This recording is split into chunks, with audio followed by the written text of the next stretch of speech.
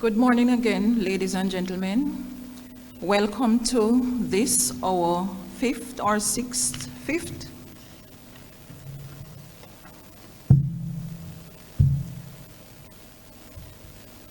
staging of the TISC IP Helpdesk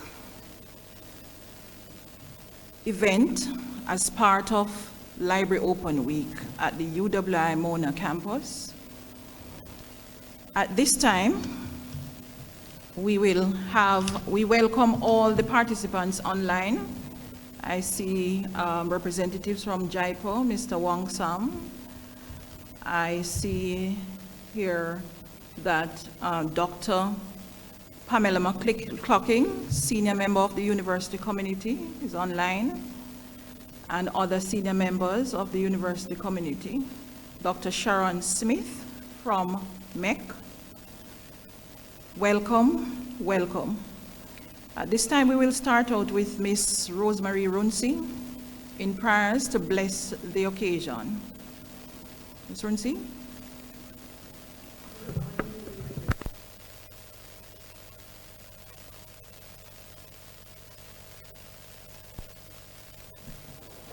Okay. Good morning, all. All protocols observed. Let us pray. Heavenly Father, we give you thanks for today. It is a day that you have made, and we will rejoice and be glad in it. As we come together, we invite your presence in our midst. Give us wisdom and discernment as we go about today's proceedings. May everything be done in good order, and may we have a successful event. We ask these and other mercies in Christ's name. Amen.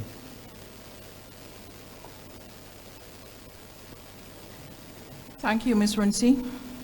And now we will have welcome by Mrs. Louise Marshall, Jessica Louise Marshall, acting campus librarian for the Mona Recording campus. in progress. Distinguished guests, all protocols observed. I'm very pleased this morning to welcome you to the third event in our 7th staging of the Library Open Week. Today's webinar, TISC IP Helpdesk, a call for action, is a part of, as Ms. Douglas noted, the annual event that we have to discuss IP matters and innovation.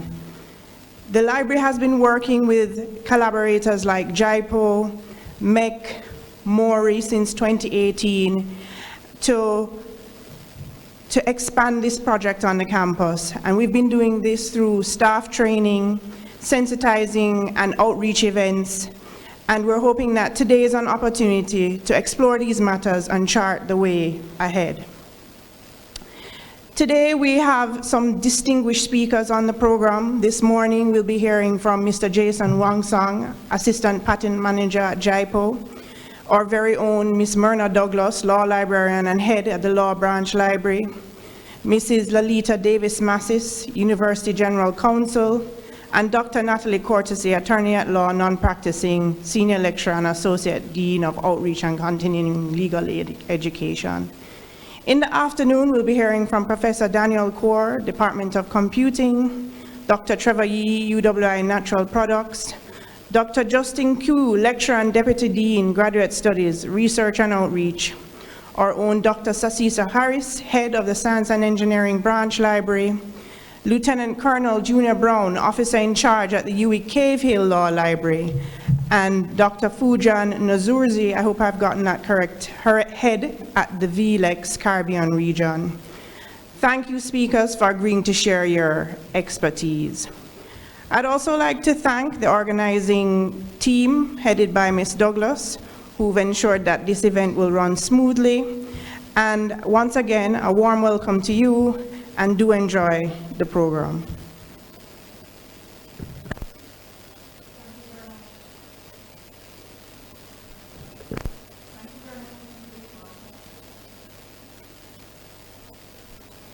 Thank you very much, Mrs. Lewis Marshall. At this moment, we will have Mr. Dunstan Newman. Is Mr. Newman online or here? Okay, so we will move past Mr. Newman is not here as yet, so we'll move past Mr. Newman's comments on the TISC IP program, and we will move to Ms. Beverly Burt. Is Mrs. Beverly Burt here, who will introduce the speakers of the morning session? Is Mrs. Beverly Burt here, online? Okay. Being that Mrs. Beverly Burt is not yet online, she may be having issues, technical issues from the Western Jamaica campus. I will move on to just say that Mrs. Beverly Burt is a reference and instructional librarian with a number of years in teaching in the high school experience, and she's a holder of two master's degrees at a variety of functions, including reference services, physical and electronic services in the Mona WJC library system. Also, she delivers instruction, information literacy instruction, as we call it in library world. And she's the current liaison librarian for the faculties of social sciences, law at WJC, the law liaison at WJC, humanities and education. Our next speaker would have been Miss Lily Claire Bellamy, Executive Director of the Jamaica Intellectual Property Office. And Ms. Bellamy is unavoidably delayed, and so we will ask Dr. Natalie Cortesy to present. Dr. Natalie Cortesy is a graduate, a PhD graduate from Queen Mary, University of London, and a holder of an LLM from UCL, University of London, an LEC from the Norman Manley Law School, Jamaica, and an LLB from the UWI Caville campus. She's an attorney at law in Jamaica, non-practicing, and she's the Associate Dean of Outreach and Continuing Legal Education in the Faculty of Law, UWI Mona campus.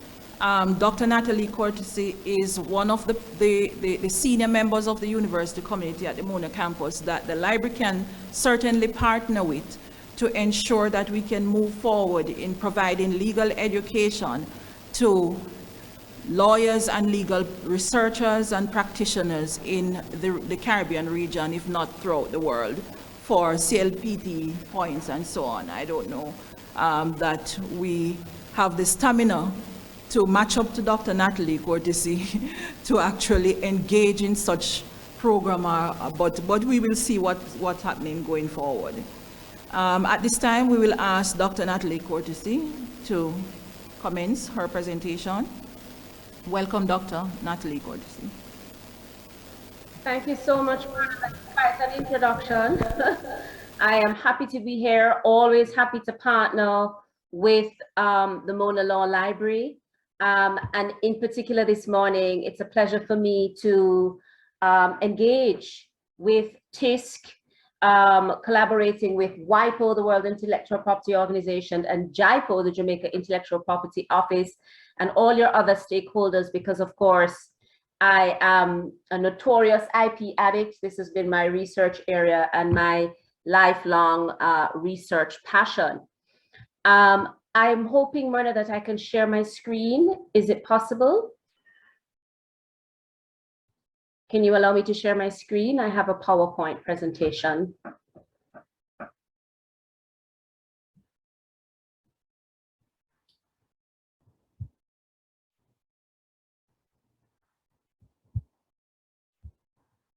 All right.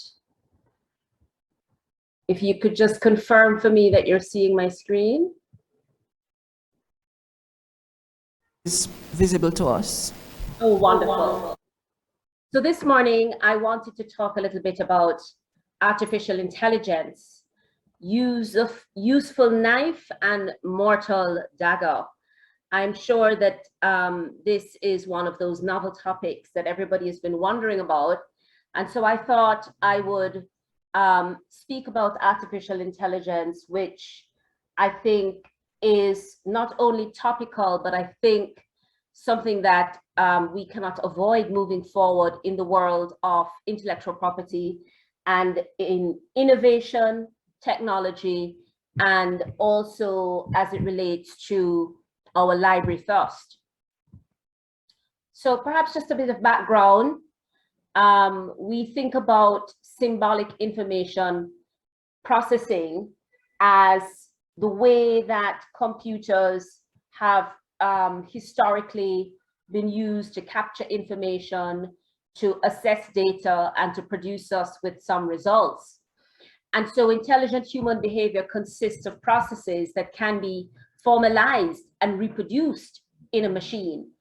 And we can see that as way back as 1955, this concept of information processing by a machine, I guess you might say interpreting human intelligence or processing, mimicking the processes of human intelligence has been something that has preoccupied scientists for quite some time. So human minds and modern digital computers were species of the same genus, or so it was described. Every aspect of learning or any other feature of intelligence can, in principle, be so precisely described that a machine can be made to simulate it by inputting symbolic information and training the machine to process it. We saw some advancement in this area of computing where a human intelligence approach was adopted. So not merely symbolic processing, but a human intelligence approach, which had as a focal point early automation attempts to reproduce intelligent human behavior in machines by uncovering the process at work in our own intelligence such that they could be automated. Today, however, most researchers want to design automated systems that perform well in complex problem domains by any means rather than by human-like means. And so this is an important advancement. And it goes even further. We see coming into the 90s and towards the 2000s, where machines can only appear to be intelligent in domains where people have already disciplined themselves to be sufficiently machine-like, as in the case of numerical calculation. And so machine learning predictions can introduce ethically and socially problematic decision-making practices and reproduce or entrench bias and inequity. So in essence, if we think about some very basic computing examples, we might say that everyone has experience going to a bank machine, inputting your card, inputting your PIN, the machine processing that information, accessing the data that can identify your account and then producing you with some money from the machine. So that's fairly simple.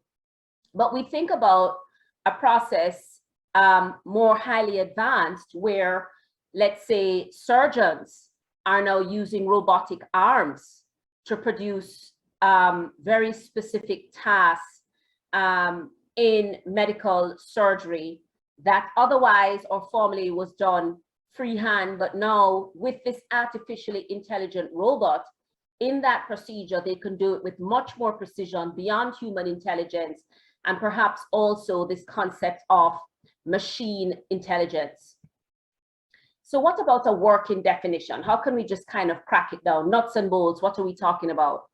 Artificial intelligence is a process of machine learning whereby algorithms are developed that take a huge amount of data as input to a neural network and output an approximation of the relevant intellectual property classifier based on prediction rules and what they refer to as polynomials. So you're working with a very huge data set, and the machine through this neural network, processes thousands and thousands of data and metadata and gives you back an output because it's trying to anticipate or predict what the result might be. How do we break this down in an intellectual property term? Now, AI and creativity has become, I think, not just the new thing, but perhaps an inescapable thing. And which is why I refer to it as a useful knife and mortal dagger. The thing is that creativity is a feature of human intelligence. It involves not just generation of new ideas, but also motivation and emotion. And beyond cognition, creativity is closely linked to cultural context and personality factors. AI can create artistic works by transforming a dimension, giving rise to new structures which could not have been generated before, resulting in novel concepts. So it's the idea that what happens when you remove this human element and you have trained, as it were, the machine to carry out this human task, but the machine itself does not have that human element of personality, motivation, emotion, and so on. I suppose one might argue that you could simply write an algorithm and input that into the machine to try and understand how these non-tangibles translate in the human psyche, but we will see that it's not so obvious. Furthermore, can we say that what is output by the machine, is it truly creative? All right. So how much of the creation was due to human input versus the output of the algorithms? And this is I think one of the hardest questions all throughout the different levels of what I would call an IP assessment, because the data that's put into the machine is going to be thousands and thousands of works. It could be songs, it could be poems, it could be literature, it could be fine art pieces of work. And with that information, along with other data sets, the machine is then going to, in a sense, assess, analyze, predict, and give you something that's a combination of all the things you've put in.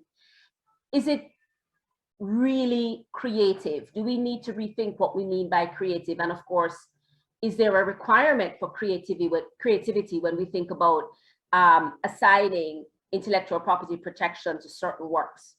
So do creative works require a human author to be protected by intellectual property? Should AI be considered an author or an inventor under IP regimes? Who should have the right to derive financial gain from the output of the algorithms? These are what I would say are at four of many very hard critical questions that need to be answered when we think about AI and IP. Now, in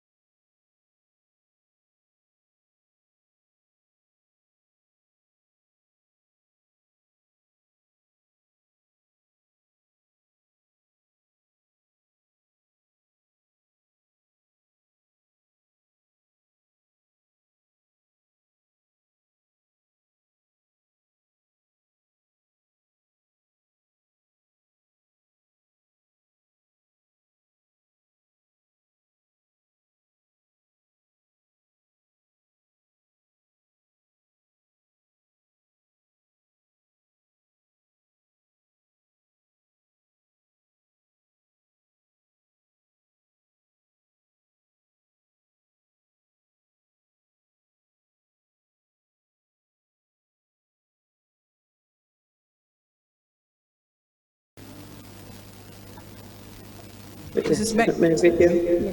Mrs. Eccleston-Bird? Hello. Hello, everyone, and welcome back. I hope you all have been refreshed, not just with a quick bite, but with also something refreshing to drink. So we have been feasting a lot this morning on intellectual property. And here now we have our next presenter who will be giving us some more to fill us up on what the UAIP framework is all about. Our presenter is none other than Mrs. Lalita Davis Mattis. She is the University General Counsel at the UWI Mona. Mrs. Davis Mattis is an adjunct lecturer in the Faculty of Law and the Faculty of Pure and Applied Sciences at the UWI Mona. She has had a distinguished career in the public service of Jamaica, having held substantive posts at the management level and as a legal advisor to various government entities. She was the executive director of the Jamaican National Heritage Trust after serving for over 11 years in varying legal capacities at the National Resources Conservation Authority and the National Environment and Planning Agency. Mrs. Davis Mattis has been described as an outstanding lawyer, a shrewd administrator, a dedicated teacher, and a sound academic. She has managed to balance all these accomplishments with professionalism and fearless determination, in addition to being a wife and a mother of 3 sons. She has offered legal advice to the government of Jamaica on issues of environmental law and sustainable development, and has represented the NRCA in court under a fiat from the Director of Public Prosecution in enforcing the provisions of the NRCA Act. Join me now in welcoming and listening attentively to Mrs. Lalita Davis Mattis. Take it away.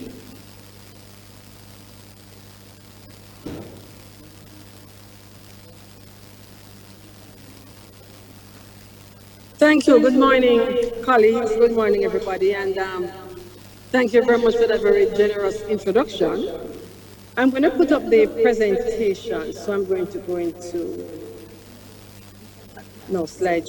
I want the full presentation. I want the full presentation, the slide show. Give me a minute. Mrs. Mattis, your slideshow is not coming up. You're in the edit mode. I'm looking here. Yes, Yeah, sure. That's what I'm doing now.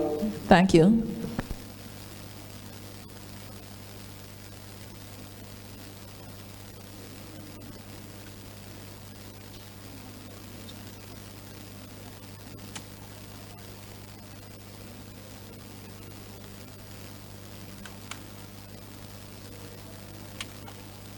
Okay, thank you so much. So just before I begin, just to remind us where we are, in the sense that this is the University of the West Indies, and I usually say to colleagues and persons outside that this place is like a whole country, a whole nation by itself, in terms of the plethora of issues that we have to deal with from day to day. And I also want to remind us that the University of the West Indies is an associate institution of CARICOM. So when the Grand Aunt's Declaration was declared back in the day, the university was considered to be the institution that should facilitate the advancement of human resources within the Caribbean. And as a result of which, in the Treaty of Chaguaramas, as also the revised treaty, the university is one of 3 associate institutions, the other 2 being the University of Guyana and the Caribbean Development Bank. So I just wanted to set that context for us so we understand, or remind us rather, the extent to which the institution is very important in regional and global development. And of course, I also want to note that we are no longer considered to be a mere regional institution, but we have an extensive global reach.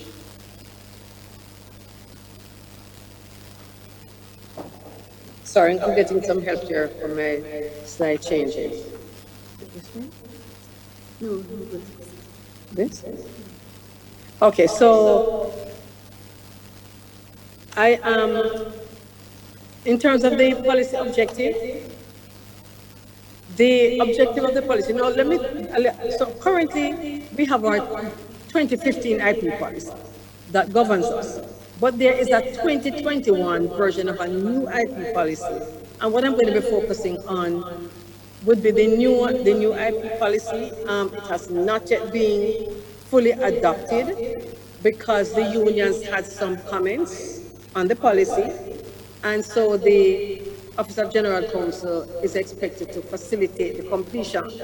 So when I go through the presentation, I'll also highlight, for example, some of the areas that are in this new policy that are not in the old policy. In terms of what are the purposes, and I know I think we're running a little late, so I'm going to speed up my presentation. So of course, what's the purpose of an IP policy generally, and particularly for us? Creating a culture of innovation, fostering IP, and remember now that when we look at our AAA strategy, under that strategy, the notion of intellectual property becomes very important, the notion of spin-offs, the notion of commercialization, as well as when we look at performance criteria under a revised Ordinance 8, that these issues will now become a part of how the university sees your contribution to the institution and will go towards determining promotion, renewal of contracts, etc., because it now forms part of, it will, I should rather say, form part of the performance criteria for the staff. So, of course, we are preserving and encouraging scientific investigation and research, etc., and to ensure the rights and interests of all parties concerned are fairly determined. So some of these purposes have been amplified in this policy. It's not that they're not in the current one, but there's a greater level of amplification of the terms. For example, the new policy has an extensive list of definitions which we use from time to time in our different agreements. So this new policy really is designed to look more globally and to reposition the university within the context of higher education institutions and how we deal with IP generally. So some of the overall principles have to do with responsible commercialization, how we incentivize staff and students, how we impact local and regional development, and we will also have global development. I would wish to add that, and the whole notion of IP awareness and education within the institution.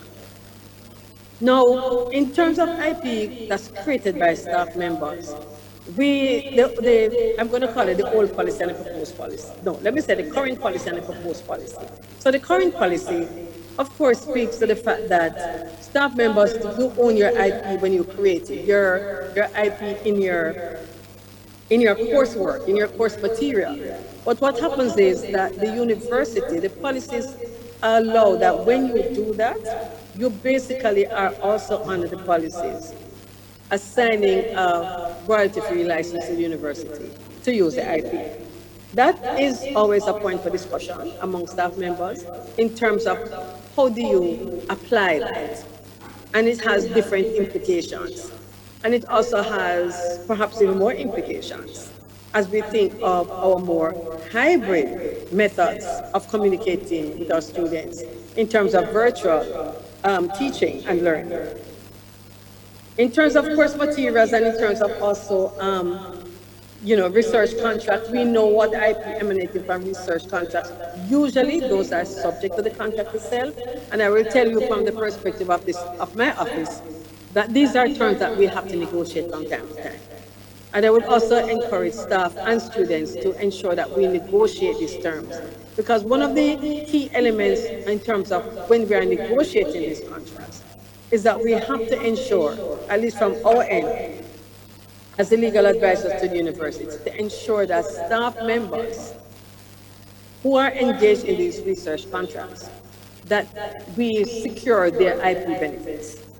And I'll just give you an example. We deliberated on one recently. It looks like a simple IP clause in a contract, but the issue for us had to do with when can the other party publish the work, as opposed to when can our staff member publish his or her work, and which one goes before, and how do you negotiate those terms. So that's something that we do on a day-to-day basis. In terms of students, it's the same thing. The students only copywriting the thesis, dissertation, and other scholarly works. And of course, you know that they all sign this form at the back when they submit, which basically says that university also, the university is given a royalty, non-exclusive royalty-free license to use. Now, again, the university and the staff member or the student can have an arrangement where the university says to a staff member, I want you to create this content, whether it's a text, whatever it is. And in doing so, then university then owns it. And that's usually by arrangement. The other areas it's not controversial, but the other areas that we need to focus on as well is when the extent to which you are substantially using the university's resources. And so in your employment, in terms of how do you arrive at sharing the benefits to be derived from the IP. So that's something that we also have to look at, and we encourage staff and students to do the same thing. In terms of course material, of course we said before, and these are provisions out of the proposed policy. We will not own the IP into course material created by a staff member or visiting researcher. Now again, when it comes down to the visiting researcher, that's also subject to whether or not the visiting researcher is under a research grant. So again, staff members are encouraged to look at these agreements when you have a visiting researcher. Does your researcher have another agreement with somebody else? What are the IP arrangements from at the institution from which the visiting researcher is coming? So we have to look at all of these issues in terms of who owns the IP. To what extent, for example, are you going to be sharing your IP with the visiting researcher? Who has publishing rights, for example? Do you need each other's permission to publish? These are usually, of course, subject to contract. And of course, we have it at the end here with research contracts. And in the university, remember, we have a plethora of research contracts. It may be a clinical trial agreement. It may be that the university staff of the UWI, we are providing data in relation to whatever experiments are going on, whatever clinical trials we are doing, and we are providing information. I remember reviewing an agreement once, and what we were doing, our responsibility under the arrangements had to do with providing information relating to, I think it had to do with genetic material. And so the purpose of it, though, was towards the development of a pharmaceutical. And so the agreement had to do with whether or not, if you develop the pharmaceutical, what benefits would accrue to the university. In the agreement, it had to do with, if it is that they had developed the pharmaceutical, then the university would be able to purchase at a reduced cost. So in these scenarios, we actually will engage with the university, the staff members, to determine, do you have any interest in this? What is it that you have to do? And remember now, and I haven't got there yet, when it comes on to access to genetic resources, then you know you have the Biodiversity Convention to deal with. That convention has its own terms, and then you also have to deal with the dualist nature of Caribbean jurisdictions when it comes on to incorporation of international treaty in domestic law, and what happens there, and whether or not you have regulatory entities that regulate that. For example, in Jamaica, the National Environment and Planning Agency, stroke Natural Resources Conservation Authority, actually regulate material transfer agreements. So even though it's regulated from the outside, we are also on the inside regulating that as well, because we are also ensuring that these MTAs are giving the benefit to the university, as well as ensuring that the agreements can be carried out, bearing in mind, of course, that collaboration among and between institutions become very important. In terms of staff members, again, at another institution. So Again, our staff may go to another institution, and we have many of those agreements. So it is the responsibility of each staff member that has a research appointment at another institution to bring to the attention of that host institution his or her obligations in terms of this policy. And I will tell you, sometimes the terminology, the terms are different in each IP, even though I believe as the globe is being monitored more and more by WIPO, that what you find is that IP arrangements are similar, and as we get involved with all these other international treaties, then the terms become more common and more homogeneous throughout institutions globally. In terms of course materials, we did that already, and your course materials include lectures, tutorials, seminars, workshops, field or laboratory classes, assessments, practicum, and other teaching activities conducted by the university, right? And you own all IP in such materials. But again, remember that you are giving the university royalty-free, non-exclusive license. Now, that has implications, for example, and I'll give you an example. I don't want the answer here, but I'm just throwing this out, that we have had cases where, or issues, so you own the IP in your course material, and there's a summer program being taught in another faculty perhaps, or even in your faculty, but you're not available to teach the course. Can the university, because you have given to the university a non-exclusive royalty-free license, can the university use the coursework to advance its cause in teaching this course during a period when you cannot teach the course? What are the considerations? What are the issues? I'm just throwing that out. We may wish to discuss that, but I just want to say that to staff members in terms of the implications, for example, of our IP policies and how it impacts our own work within the institution. And just to say that, you know, what we have here is not novel in terms of the IP policies of other higher educational institutions. So I'll go past that because I don't have the articles in terms of 5.1, but it really has to do with that there are exceptions to the institution ownership.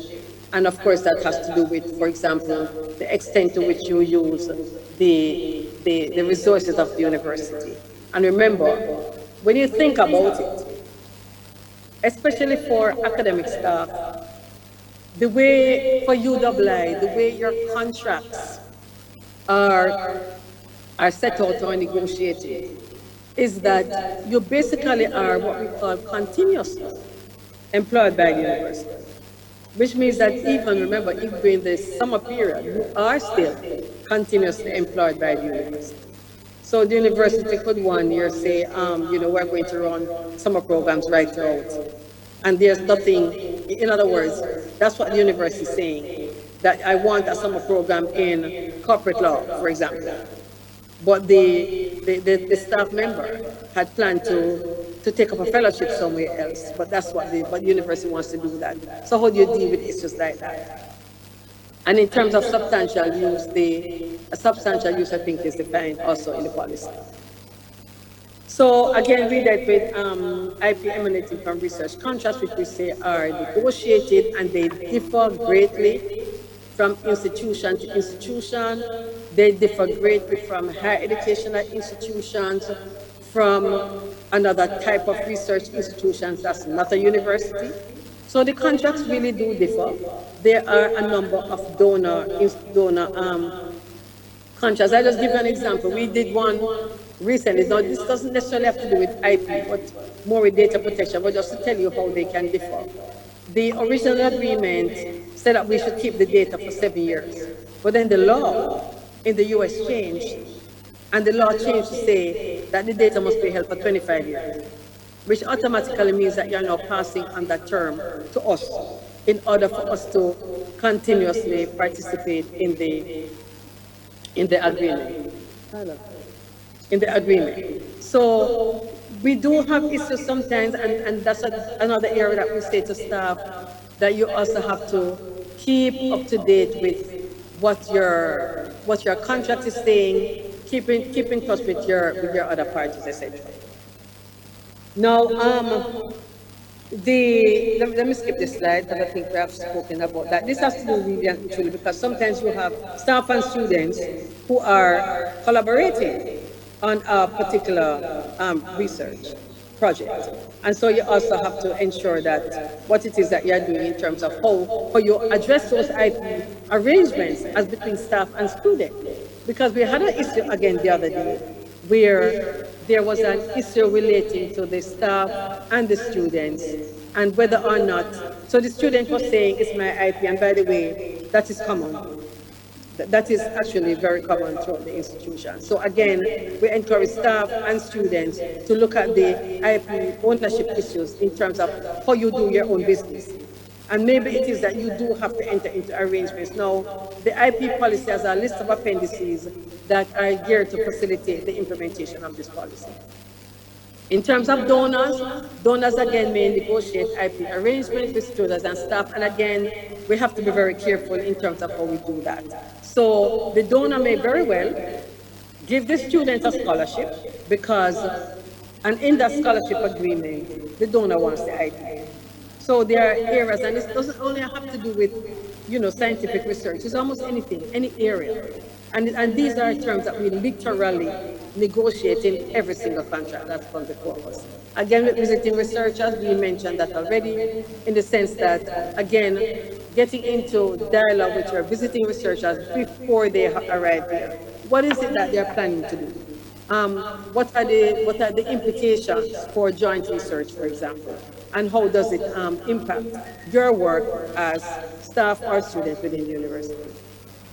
Again, for publication, when it comes onto publication, because university has a non-exclusive royalty-free license, publication is done in collaboration as well with university. And so it is to be clear with the designated office, and the designated office is an office of a campus that is designated by the principal. All right, because remember, there's a non-exclusive royalty-free license to use your work for promotional research and teaching purposes for the university. Now, in terms of commercialization, there's a whole section on commercialization, as in the other policy again, as in the current policy. This amplifies what it is that the university really wants to do. And there is an IP disclosure committee as part of the governance framework. And then why do you need an IP commercialization committee? What does it do? For example, it will determine your strategies and your pathways, your agreements with external parties. I already gave you an example of how you deal with, for example, external pharmaceuticals, especially where we do not have the resources to develop a particular product, and therefore you now need your external parties. How do you deal with revenue entitlement from commercialization? Traditional knowledge is not in the current policy, and I mentioned it before. And of course, and I said these are subject to laws and the Biodiversity Convention, and how we navigate that space, depending, of course, on what is the law governing traditional knowledge in the respective jurisdiction. And bearing in mind, colleagues, that at every juncture, we're actually dealing with 17 countries in the region. And most, I will tell you, most of our externally facilitated agreements are actually subject to the laws of that country. You rarely find, and that's something that we also have to negotiate. Because for the most part, when they come in externally, they ask whether it's the laws of Nebraska, whether or not it's as general as you're subject to the laws of the United States of America, or you're subject to the laws of England. So for us, even for negotiating, sometimes we will have to say to the partner, what are the areas of conflict that you may see that we need to be accountable for? Because when I have something that says this is subject to the laws of Canada, what does that mean? Am I talking about provincial laws? Am I talking about federal? What does it mean? Because a particular university might be in a particular province or in a particular state. So these agreements are perhaps not as easy to navigate, And so sometimes we'll actually ask staff members to assist us. Or we will have meetings with the other party. We want to talk to the lawyers on the other side. We want to know what are the implications, what are the liabilities, what are the risks to the university.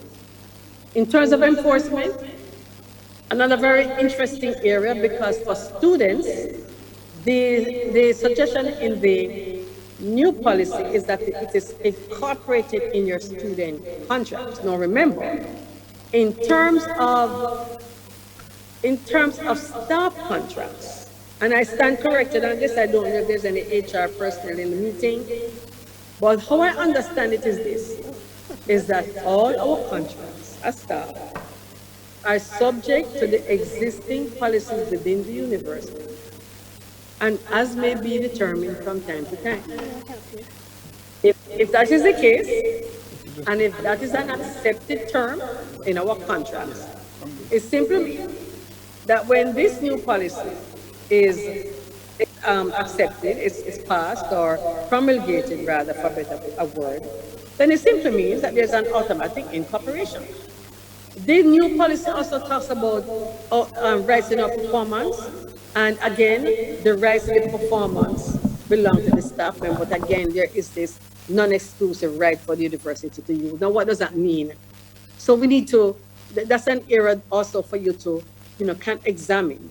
And what does it mean? Does it mean that if I have a recording of a lecturer giving a lecture, and again, I want to do this course as part of our revenue revolution, I want to have this course out there, what are the arrangements for using your performance as part of the advancement of the university's strategic arrangements?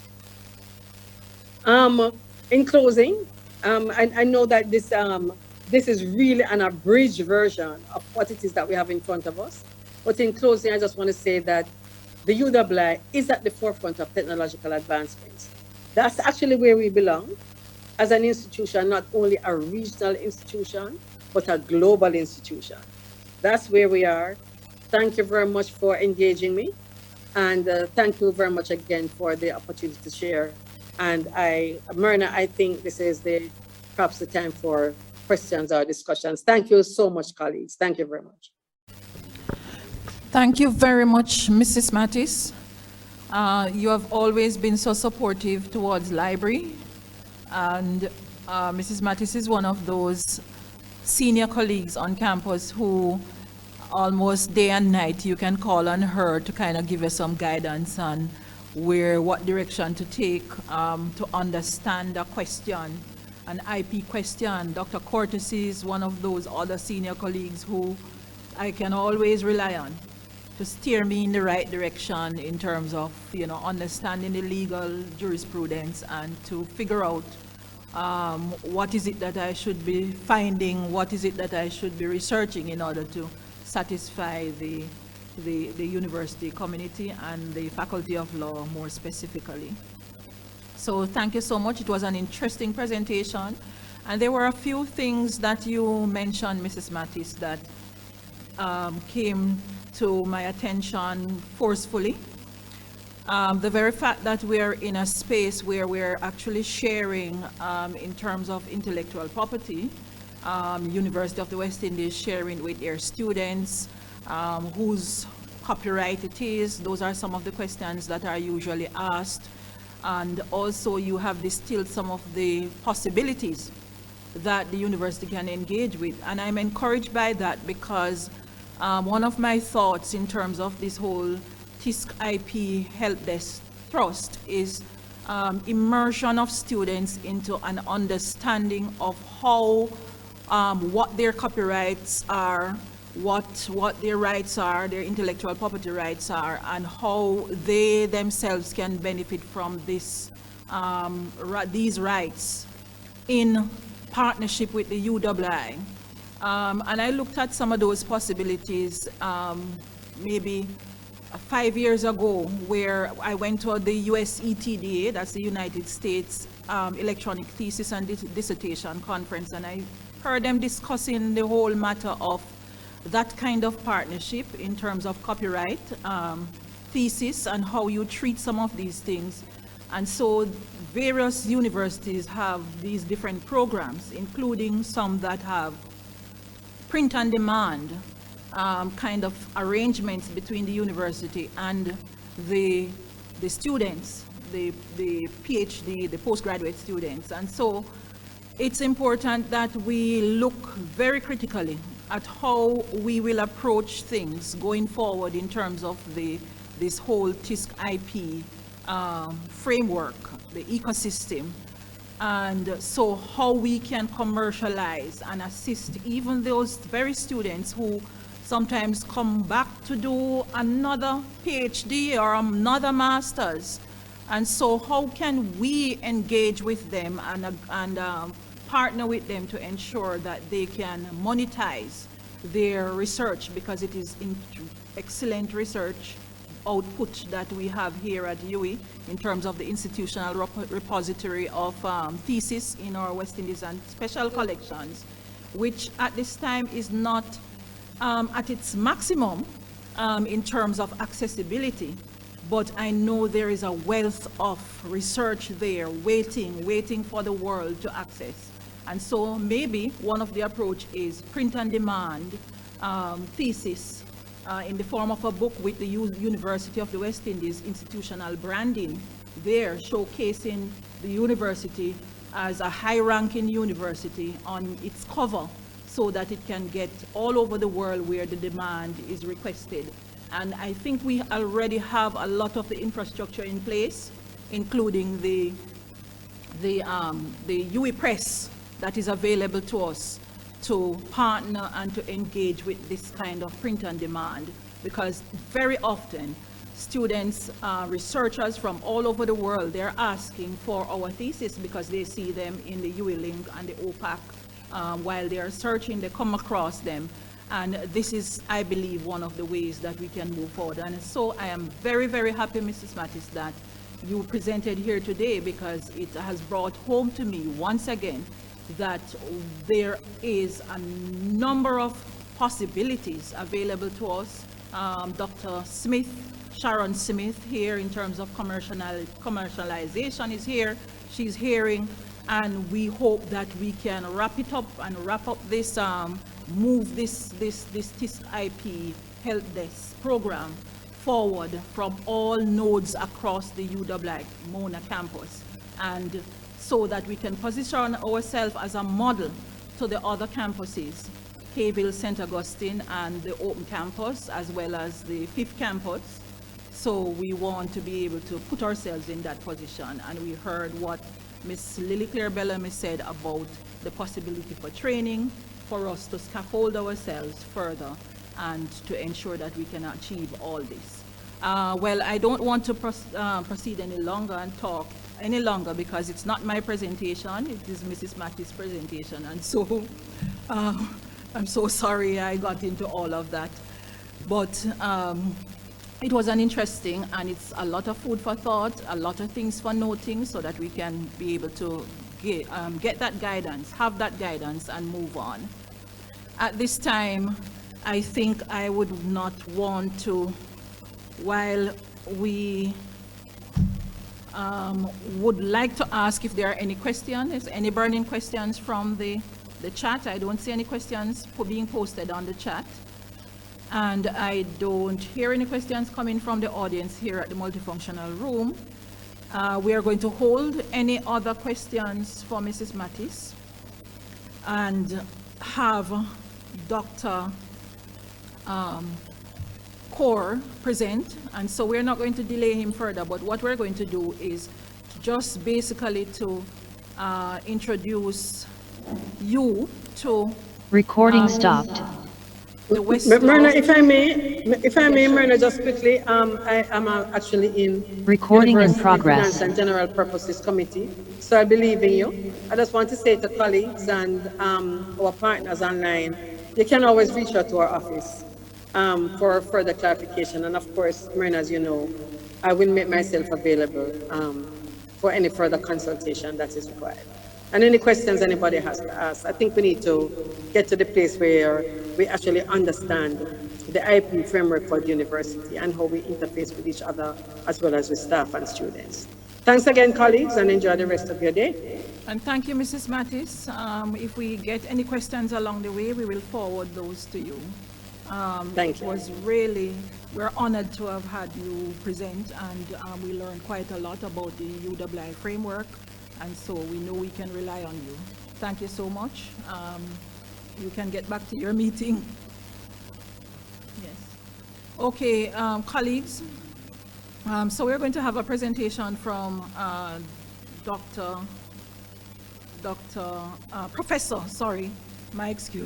Professor Daniel Kaur. Is Mrs. Burt still online? Mrs. Burt, could you introduce Professor Kaur? Sure. Professor Daniel Kaur. He is the Professor of Computer Science in the Department of Computing at the UWI. His primary research interests are in amorphous computing, robotics, and automation, as well as computer science and education. He teaches a number of courses at the graduate and undergraduate levels, spanning a broad range of areas including algorithms, theory of computation, computer architecture, and cryptography. His teaching and research activities have exposed him to a broad cross-section of disciplines, particularly in science, engineering, and education. And he has a keen interest in the problems that exist at the boundaries between these disciplines. He's a co-inventor of the UWI Cardiac Surgery Simulator, a high-fidelity simulator that has significant impact across the US in the training of cardiac surgeons. He's also a firm subscriber to the idea of using free and open source software wherever feasible. Participants, colleagues, viewers, join me in welcoming to the fore at this time, Professor David Kaur. Over to you, Professor Kaur. Morning. It's actually Daniel. Thanks. So this morning I'm actually going to just touch upon what that invention was. I understand this is supposed to be in parallel with the actual patent search that's sort of demonstrating the capabilities of TISC at the same time. But there's an element in my presentation that I would like to really focus upon, and that is what the role of the TISC ought to be, what the vision of it is and can be for the campus, and its central importance to achieving research commercialization, which is what we so earnestly desire and so far have, on a scale, failed to achieve. So the particular example I'm going to talk about today is actually one example of a success story, but it's, you know, it's filled with lessons. And so, although there are many different aspects of this story that I'd love to share, and perhaps in different contexts would be appropriate, I'm going to skip over a few parts of it because I want to focus on how TISC has that role on the campus. All right, so just to get started, just for those who don't know what the cardiac surgery simulator is, it's essentially a training tool for cardiac surgeons. It is to cardiac surgeons what a flight simulator is to pilots. It was invented by Paul Ramphal, myself, and Michael Craven many years ago. And what it consists of is a real pig's heart. There's a picture of it here on the diagram. So that's an actual pig's heart. That's tissue. Reason a pig is chosen because that's anatomically close to human. But it's placed inside of a mock chest cavity to look like what the prepared patient would look like for open heart surgery. And balloons is specially prepared. So balloons are placed inside, and when air is inflated and deflated out of those balloons, it makes it look like the heart is beating. So all that is controlled by a computer. There is fluid that's pumped in and around that heart, and so it looks very much like a heart that can bleed. It can pump at different rates, and then there's a vital sign traces. Of course, all this is generated by a computer, so there's no real patient here, but everything looks like what one would see in a real open heart surgery. procedure. And so it sets up a situation that the trainee surgeon can then explore and learn under supervision of the expert what the various procedures they ought to be masters of by the time they finish. But now there's no patient at risk, and there's no, the alternatives involve using things like a live pig or just a heart in a bowl. So those things are examples, all those were different kinds of simulators. This simulator really made a difference in that it provided the realism of a real patient, but the safety of essentially a dead heart in a bowl.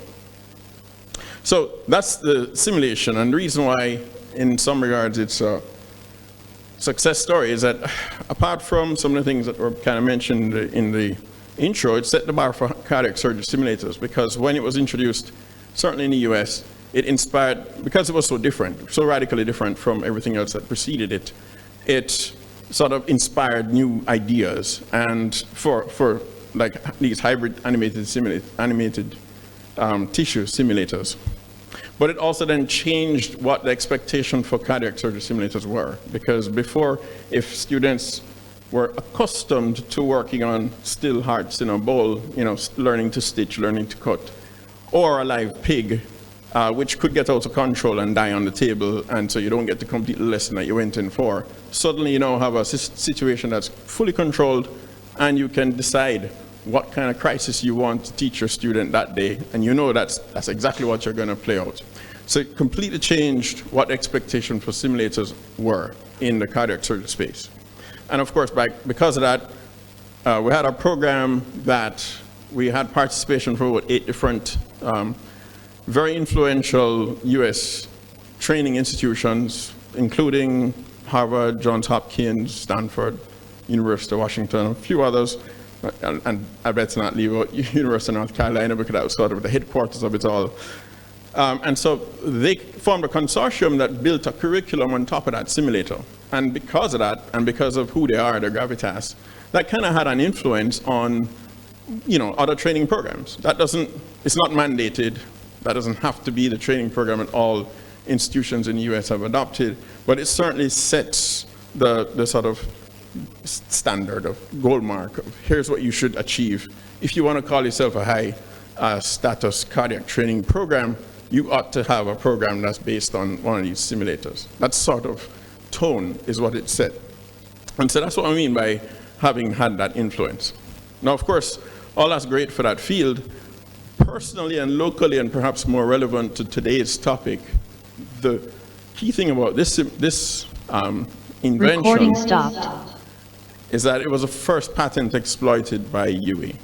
So this is the first time, not the first patent, UE had many patents before this one, but this is the first patent that was commercialized by UE. And how that happened is a long story. That's not today's story, that's Recording not my in presentation progress. today. But there are many lessons that we learned in that.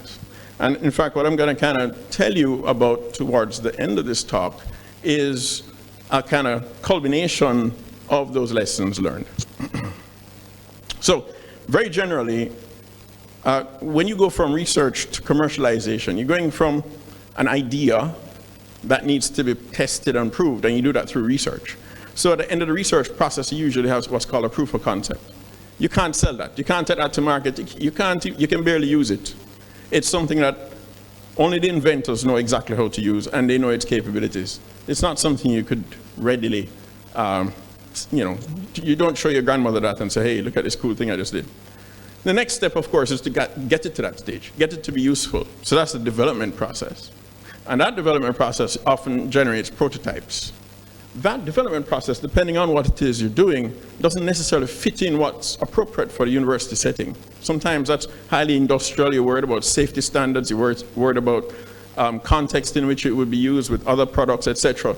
None of that may have anything to do with the research that took place in the first place. Sometimes it actually is closer and fine. So sometimes both of those can happen within a university context. I'm making this point because it's a common Recording misunderstanding stopped. that whoever has that invention on campus somehow is the same person that takes it to market. Recording in progress. That's rare.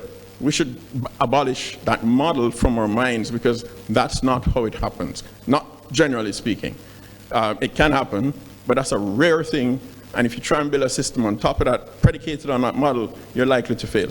So we need to clarify that very early. The commercialization stage is yet another stage. Having developed prototypes, you still can't necessarily sell that to anybody. It's not as easy to use as an iPhone, right? And so that part is where, how do you sell it? How do you monetize it? And what do you need to make that happen? That's yet another step. Now, as I said, I'm not going to tell you the story, but so I'm just going to skip through the following 3 slides, but in a very clear way, I hope. The pictures will kind of speak for themselves. Here is a picture of what that simulator looked like in 2008, which at this point would have been where we would have said, we have our proof of concept. The only people who could ever use this is Dr. Ramphal himself, and the only time it could ever be set up, if you move this, you needed myself and him to move this. Because if you pull it down and one of us is not there, you can't put it back together. And once you set it back up, if he's not there, you couldn't use it. So this is an example of what happens out of that proof of concept stage. Here's what it looks like when it undergoes a little development. So in this picture here, you can see there's just 2 boxes and a computer. And these 2 boxes have subsumed all of these components that you see on this table, including what's on the rack beside the dummy or the mannequin, plus these 2 pumps at the back. All of that has been consolidated into these 2 boxes here. And that is an example of what happened when we had to share it with those 8 institutions I was telling you about earlier. We couldn't expect them to try and reconstruct that monstrosity you just saw, because there's too many moving parts. So it's consolidated. At the same time, we wouldn't really try and take this to market. These boxes here were built physically by my graduate student and myself right here on campus, and we shipped them out. So this is not something that we would have said, they've passed electrical safety standards and whatnot. We had to make sure right in the agreements, indemnity. If anything, if you drop on your toe and broke it, that's not our problem. We don't claim any responsibility for that. If you stick your finger there and it crushes it, we warned you, we can't certify anything because that's not where we are. That's not what we do. Recording in progress. So that's an example of what happens. It's a development, it's an improvement, but it's still not ready for market. And here is an example of what it looks like. So I'll make this note here. The license was actually executed in 2013. Patent started filing in 2002. Patent granted in 2010. Maybe when you do the lookup, you will see the number of office actions on it. And there are some important lessons there as well, but maybe I'll touch upon it maybe, but again, so many different stories that could come out of this.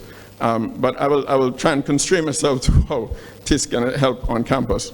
But this part here, license executed in 2013, negotiations for that, we first were introduced to the people who eventually licensed it in around 2009. And the first overtures they made were completely rebuffed by campus. This is sort of, no, you're not the kind of people we want to talk to. And 2011, still no progress, and at that point, we as the inventors having to make these regular trips, as you see here, we're invited year after year to attend these symposia, to give demonstrations, to allow resident surgeons to get this kind of exposure and training. Of course, they're all excited. Where can I buy one? How can I, my hospital, get one? And we would say, it's not commercialized yet. I'm sorry. You have to come back for your symposium next year to get to touch on this again. And so we'd come back home and say, what's happening with the licensing? Where is that going? And we didn't have any progress on that. So around 2011, it really took an intervention on, I suppose, my part, but sort of at that point, I just sort of co-opted any lawyer I could find on campus who would help. And I went to the principal and said, look, we need to do something. So eventually we got something executed. And that license agreement was agreed upon by about 2012, executed finally in 2013. And out of that, this is what the commercial version looks like. Now you can see that this is just a sort of plug and play. It's a very heavy box. It's over 300 pounds. It's a massive thing. But it's that panel that you see there, this open panel, is just so I could take a photograph. It actually, on the other side, looks just as plain as you see on the back here. And as a matter of just kind of a point I'll make here, I don't know if you can make it out necessarily from where you're sitting. In the top right corner on one of these panels, there's a nice little sticker here with a UE crest. And on it, the text it says something like licensed from, constructed or built with technology from UWI, or something like that, along those lines. That is something that was written into the licensing agreement. And I point that out because I want to make the point, and that's actually where I'm going with this talk, the power of that licensing agreement and why it's so critical to the overall process of commercializing research. That license agreement gives you the right to ask for anything you want in terms of how that intellectual property is going to get exploited.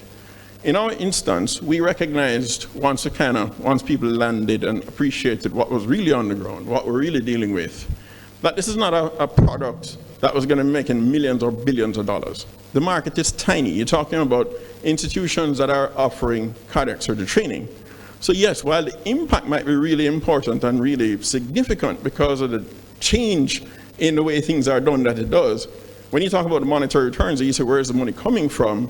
They're limited channels. It's not, a big impact doesn't necessarily translate to huge revenues. So some of the elements that we wanted is high visibility. If this is going to make this difference, let's make sure people know that UE had something to do with this. And so that's why you see that sticker there. But I just put that as an example. Those are the kinds of things you can put into your intellectual property license when you're negotiating with that third party. Okay, so now let's talk about, this is finally coming to where I think TISC is going to have a role, and why it's so important to have a vibrant TISC entity or something like it on campus. This picture here, it's an adaptation from a diagram taken from University of Toledo's webpage. The URL is at the bottom.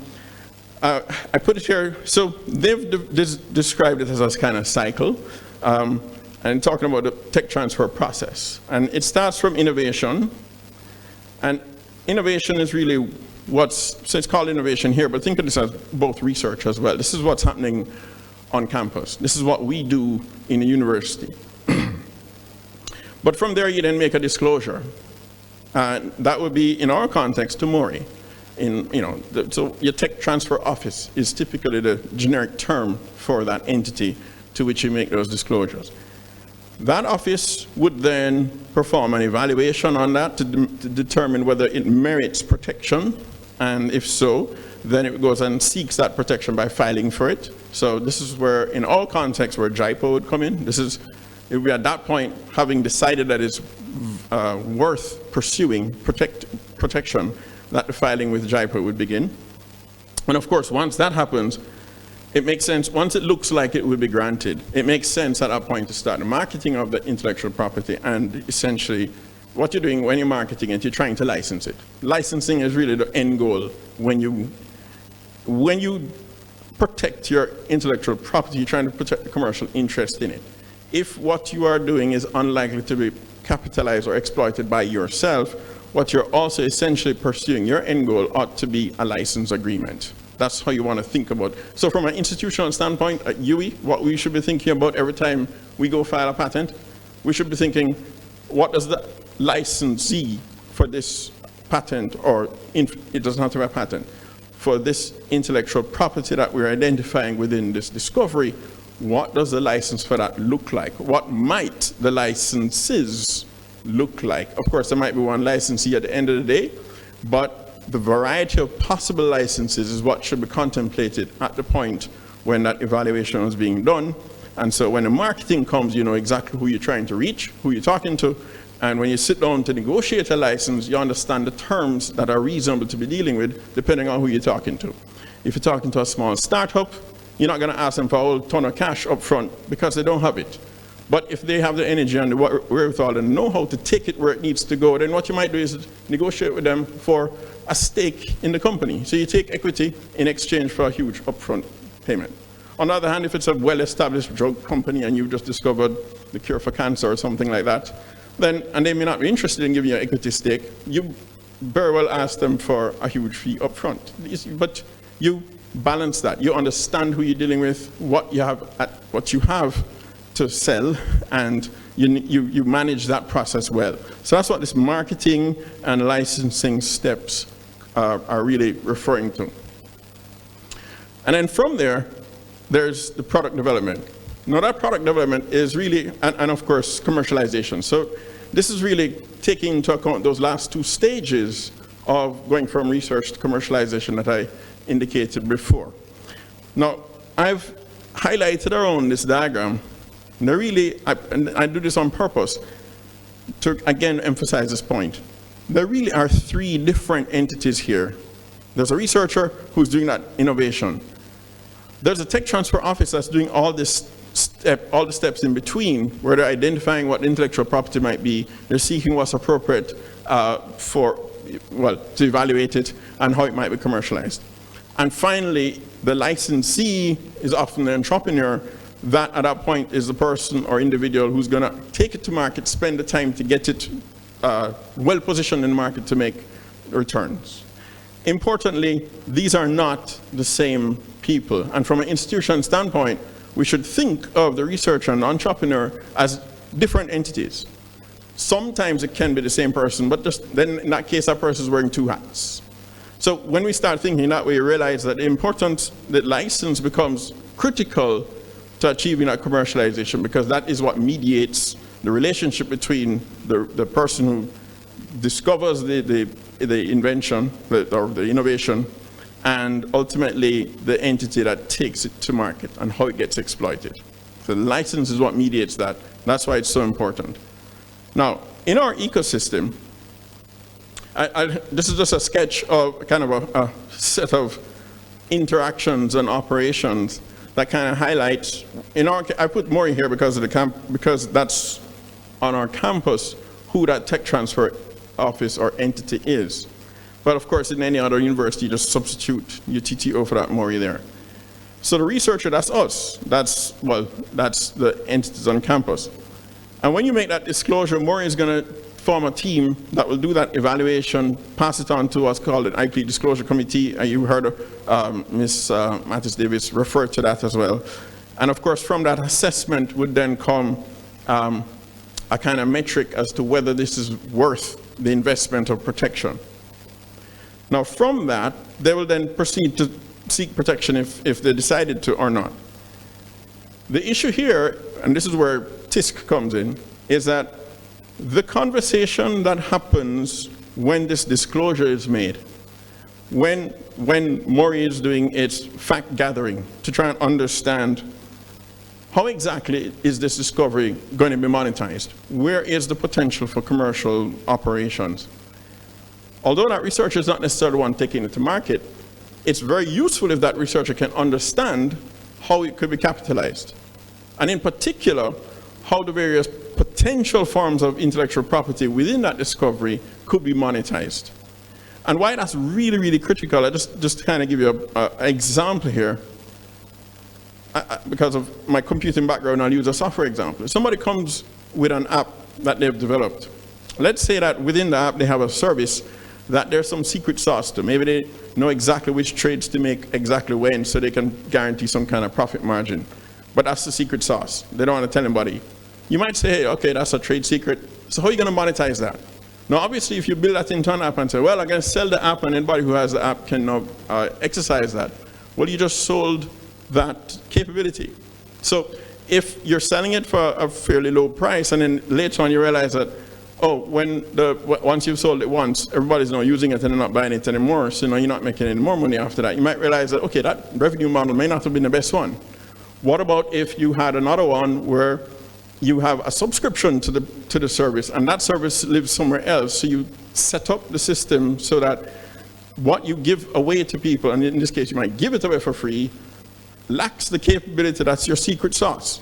So the point I'm making here is that understanding what the intellectual property is, exactly how it fits in with the potential, all the various ways that you might make money from it, and which ones you believe are going to be the most likely ones to be successful, can completely change how you develop it, how you market it, and eventually how it's commercialized. And thinking about that from the early stages, from way back here when you're making that disclosure, can make all the difference to whether the decision to support it or not is a yes or a no. And so how does that happen? In a context in which very few people understand even what the various forms of intellectual property are, where do you think they need to go? It has to be the TISC Helpdesk. It has to be an entity like TISC. It's going to be Mori, of course, but they're going to talk to them. It might be anybody they could find. It might be somebody in the law faculty. It might go to MEC. But if TISC let itself be known as the go-to place to understand what the landscape of intellectual property is and how it does make a difference to how you commercialize, then I think we're going to have a vibrant entity that can sort of make this entire process happen far more efficiently and more frequently. Thank you very much.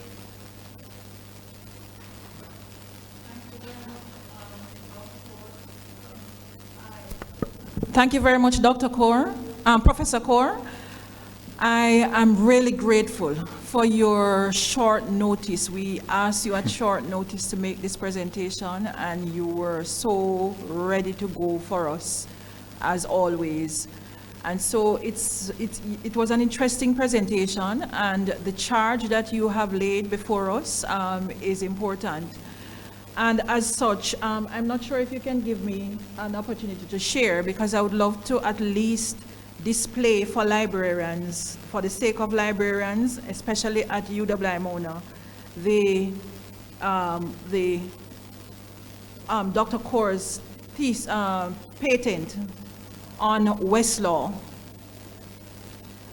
This is important because at a time, a number of years ago, Dr.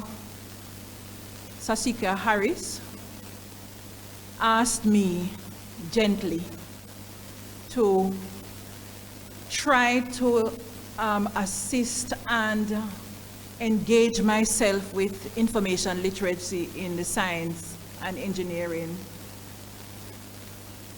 library, the SEBL, and I promised wholeheartedly, but law took over, and I didn't get a chance to kind of help her to explore these databases and to build a whole cadre of information literacy program to assist and to help to scaffold students' understanding in the Faculty of Science and Engineering about the resources that are available on campus for them to be able to search the prior art, to search patents.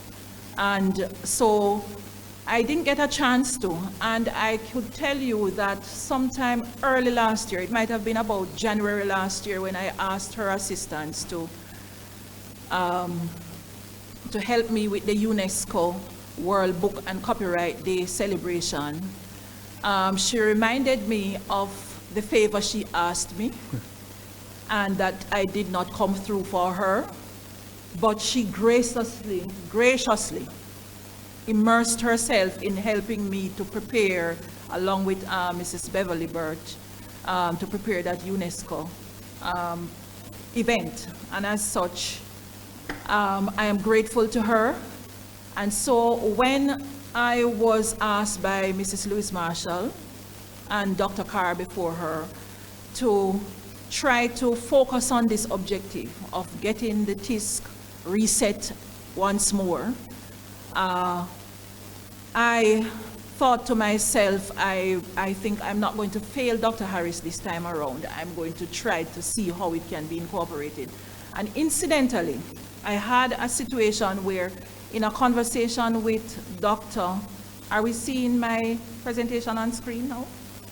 I'm not sure. Oh, yes, but I'm not seeing it on there. That's the reason why. Yes, so in a conversation with Ms. Bellamy, she indicated to me in the conversation, without even any reference to that aspect, she said, you know, we really wanted to start this whole TISC thing with the science and engineering, the science and technology and engineering area. And we hope, Myrna, that you can have the whole TISC program involve everybody on campus, and especially the science and engineering section. So when I called on Dr. Harris suddenly about, you know, resurrecting that request of hers, she said to me, send me my Westlaw password. You haven't sent me my Westlaw password, and I asked you for it for a very long time. Dr. Harris, I sent you the Westlaw password. You went in, you did what you had to do.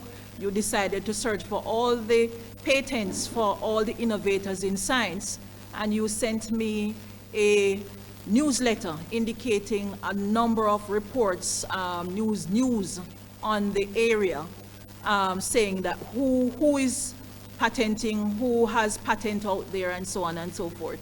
And so you jogged me, and today I asked permission from Westlaw database providers to display the patent, and so I can just proudly show you that in an international database, Westlaw Classic, that Professor Kaur's patent is very much sitting there. I'm sure it is in the free WIPO databases as well.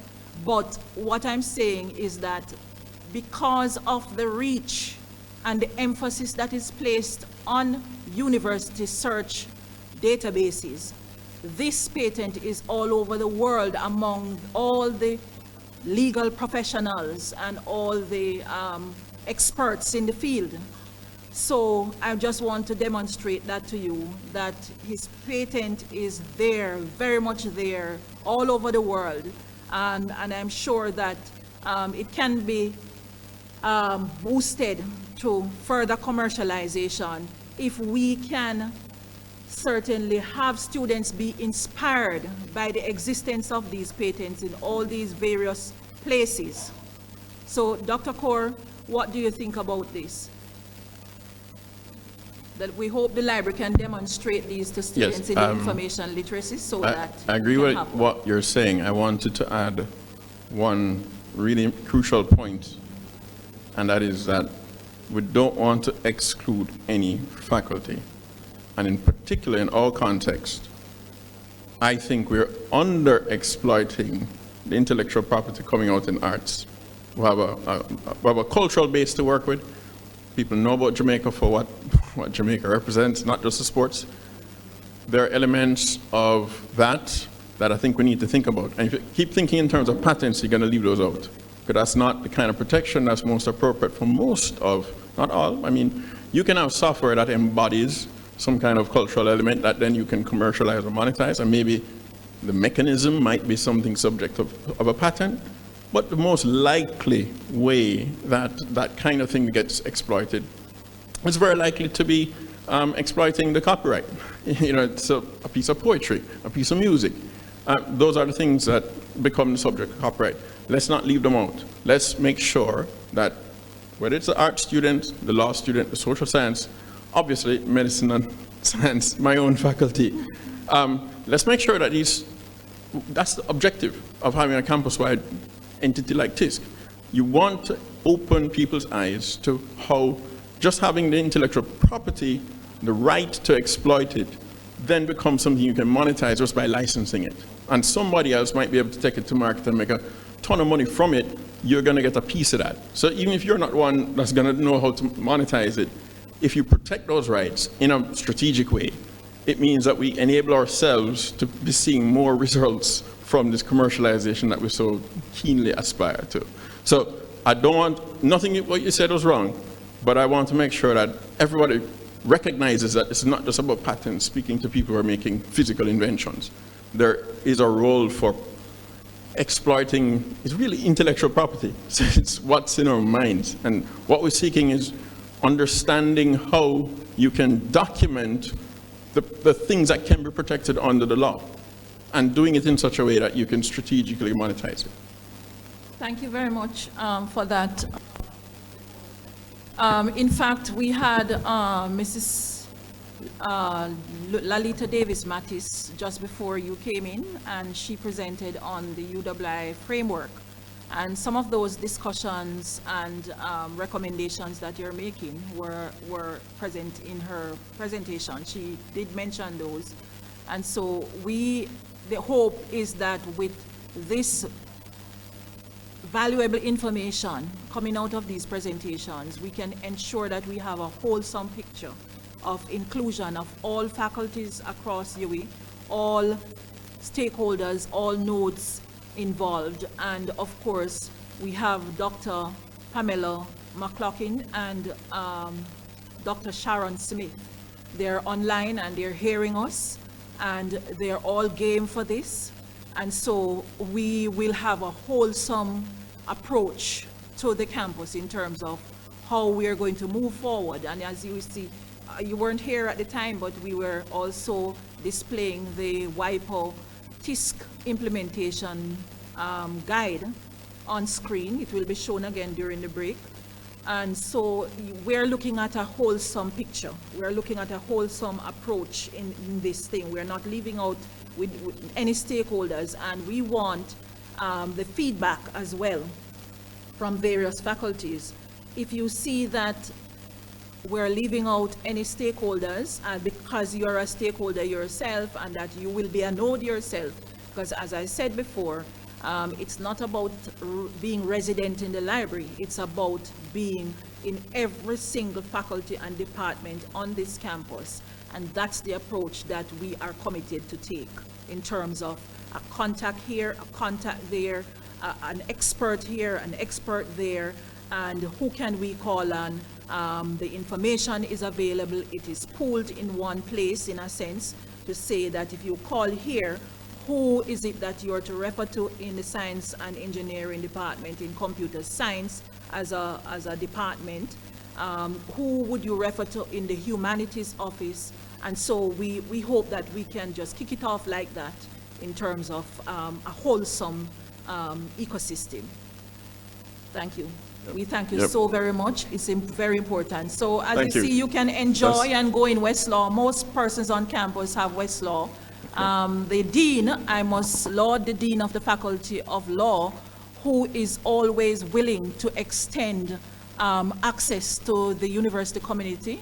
And I would let you know that I have checked with Westlaw. Staff password is free. It doesn't add anything to the cost of procuring it, and therefore we will be able to provide some access or continuous access to this kind of data in the Westlaw database, as well as other resources that are available. And in the upcoming afternoon section, we will also be having a presentation from Fojan, she will present on from VLEX Justice, another database that has a wealth of resources in intellectual property resources. And so we will hear from her, including her presentation about a law writing competition, technology and law writing competition. That's something that University of the West Indies, Mona campus, and all the other campuses across the region can win from and get prizes to, which is very important to us in these dispensation and tight budgets. So thank you so very much, Dr. Kaur, Professor Kaur, and we have a little gift for you, a token of our appreciation. And so I would like to get this token to you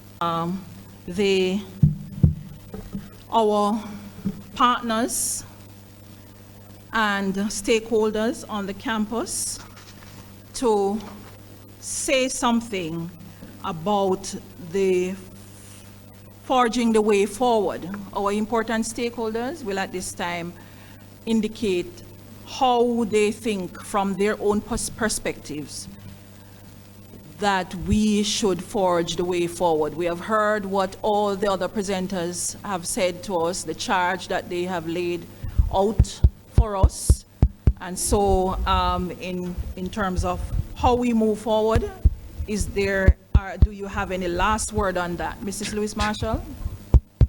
I'm calling on Mrs. Lewis Marshall first and foremost.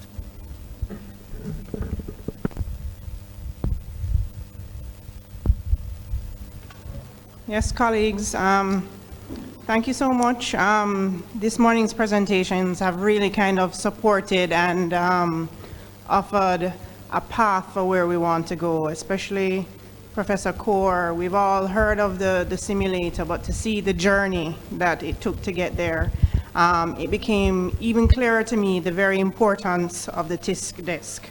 The library remains committed to being a central entry point for TISC. As you have heard, we are hoping that this can be done through the law library where IP is situated and the expertise lies. But I am reminded that the objectives of the TISC and the objectives of the library are well aligned. We too want to support research through outreach and collaboration. We too want to provide access to technical information.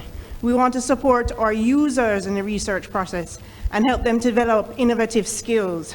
So we remain ready to partner with stakeholders on campus to ensure that we can mature the level of the TISC.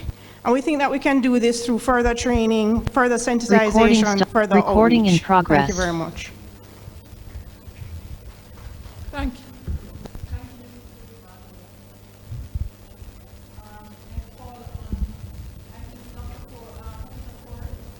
More you wanted to say? Any last word to us? Okay, you said no. All right, so we won't burden you any further, Professor Kaur. So may I call on Dr. McLaughlin, Pamela McLaughlin, to say how do you see us moving forward in this whole cohesive relationship to ensure that we can move to that level, level 3. Good afternoon, I think it is. Thank you so very much, Douglas, for hosting, for being such an instrumental player in keeping the TISC desk and its activities alive, and personally liaising with the various stakeholders. I couldn't begin to speak without expressing my gratitude to you and the library in the persons of all those who have champion the cause and continue to keep the dream alive, as well as do the hard work to keep the actions going. On behalf of Maury, we are also grateful for the continued relationship with the library as it relates to not only TISC and IP matters, but in general. In relation to our making a further step towards actualization, full actualization of the potential of the TISC desk and its role in the entire IP ecosystem, Maury has been and maintains its commitment to ensure that the part we play is fully executed. We believe that in this case, it always is, but in this case, it is the team that will make it most effective and most beneficial for our researchers. Maury continues to be the point of entry, as mentioned by Prof. Kaur and alluded to by Mrs. Lalita Davis Mattison, that the disclosures are put into the system or the chain. The cycle that was shown by both Mr. Wong Sam and Prof. Kaur indicated that at the end of research, in theory, the end is the beginning of the activity towards commercialization, of which the protection of IP with the eventual goal of commercialization, development and commercialization, which in itself will feed into more research, that cycle. Our primary role in this setting is as the facilitator to the beginning of the process, and further along, we also are instrumental in the, I want to say, components of a tech transfer system. We do not complete all the activities related to the cycle by ourselves. In fact, our partners in the commercialization, which would be MEC, would be instrumental in the actualization of the end goal. But initially, we are IP facilitators. So, as described by Prof. Core, the initial activity includes a disclosure being submitted to the office by the researcher or inventor, and that disclosure is assessed, the assessment of which would determine whether it is feasible, well, as Jason said, whether it is novel enough to be even considered for protection. But in addition, and quite significantly, is the validity, the commercial potential, the business sense of such a protection. And the stages after that, as Professor Kaur aptly outlined with his personal experience, should result in commercialization. So the way forward, in summary, because I know Dr. Smith has a contribution to make also, the way forward in summary is that we need to ensure that all players continue to fight the good fight as we are doing, and we work towards enhancing our capacity through various initiatives and measures, and in conjunction with our external partners, JIPO, who is there holding our hands and leading the way. I believe that the future is bright, but the work is hard, and the team needs to continue to support each other to ensure that we do keep on the path to hopefully increasing the amount of disclosures and eventual commercialization.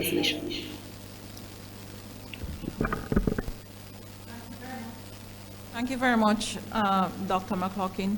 I could not have said it better, and certainly the library is always here to be more like a secretariat to you, because the starting point really is with Maury in this process. And so with the supporting role that we are willing to play will continue. And as such, we look forward to the future, panel discussions, training, and also to serve our clientele. Thank you. May I ask a question? If at some other point in a forum, if it's necessary for the audience to understand the intricate workings of Maury, I'm willing to share the same. At this point, I believe we were just focusing on the way forward. Most certainly, and that is part of the training as well, understanding and ensuring that the community understand where is the go-to place for certain transaction in the university. So that is one of the things that will be first on the agenda from this secretariat called the UWI Mona Library to ensure that that happens, Dr. McLaughlin. So at this time, we will have Dr. Sharon Smith, Director of the Mona Entrepreneurial and Commercial Center, MEC, speak on, how she sees the way forward in this whole program.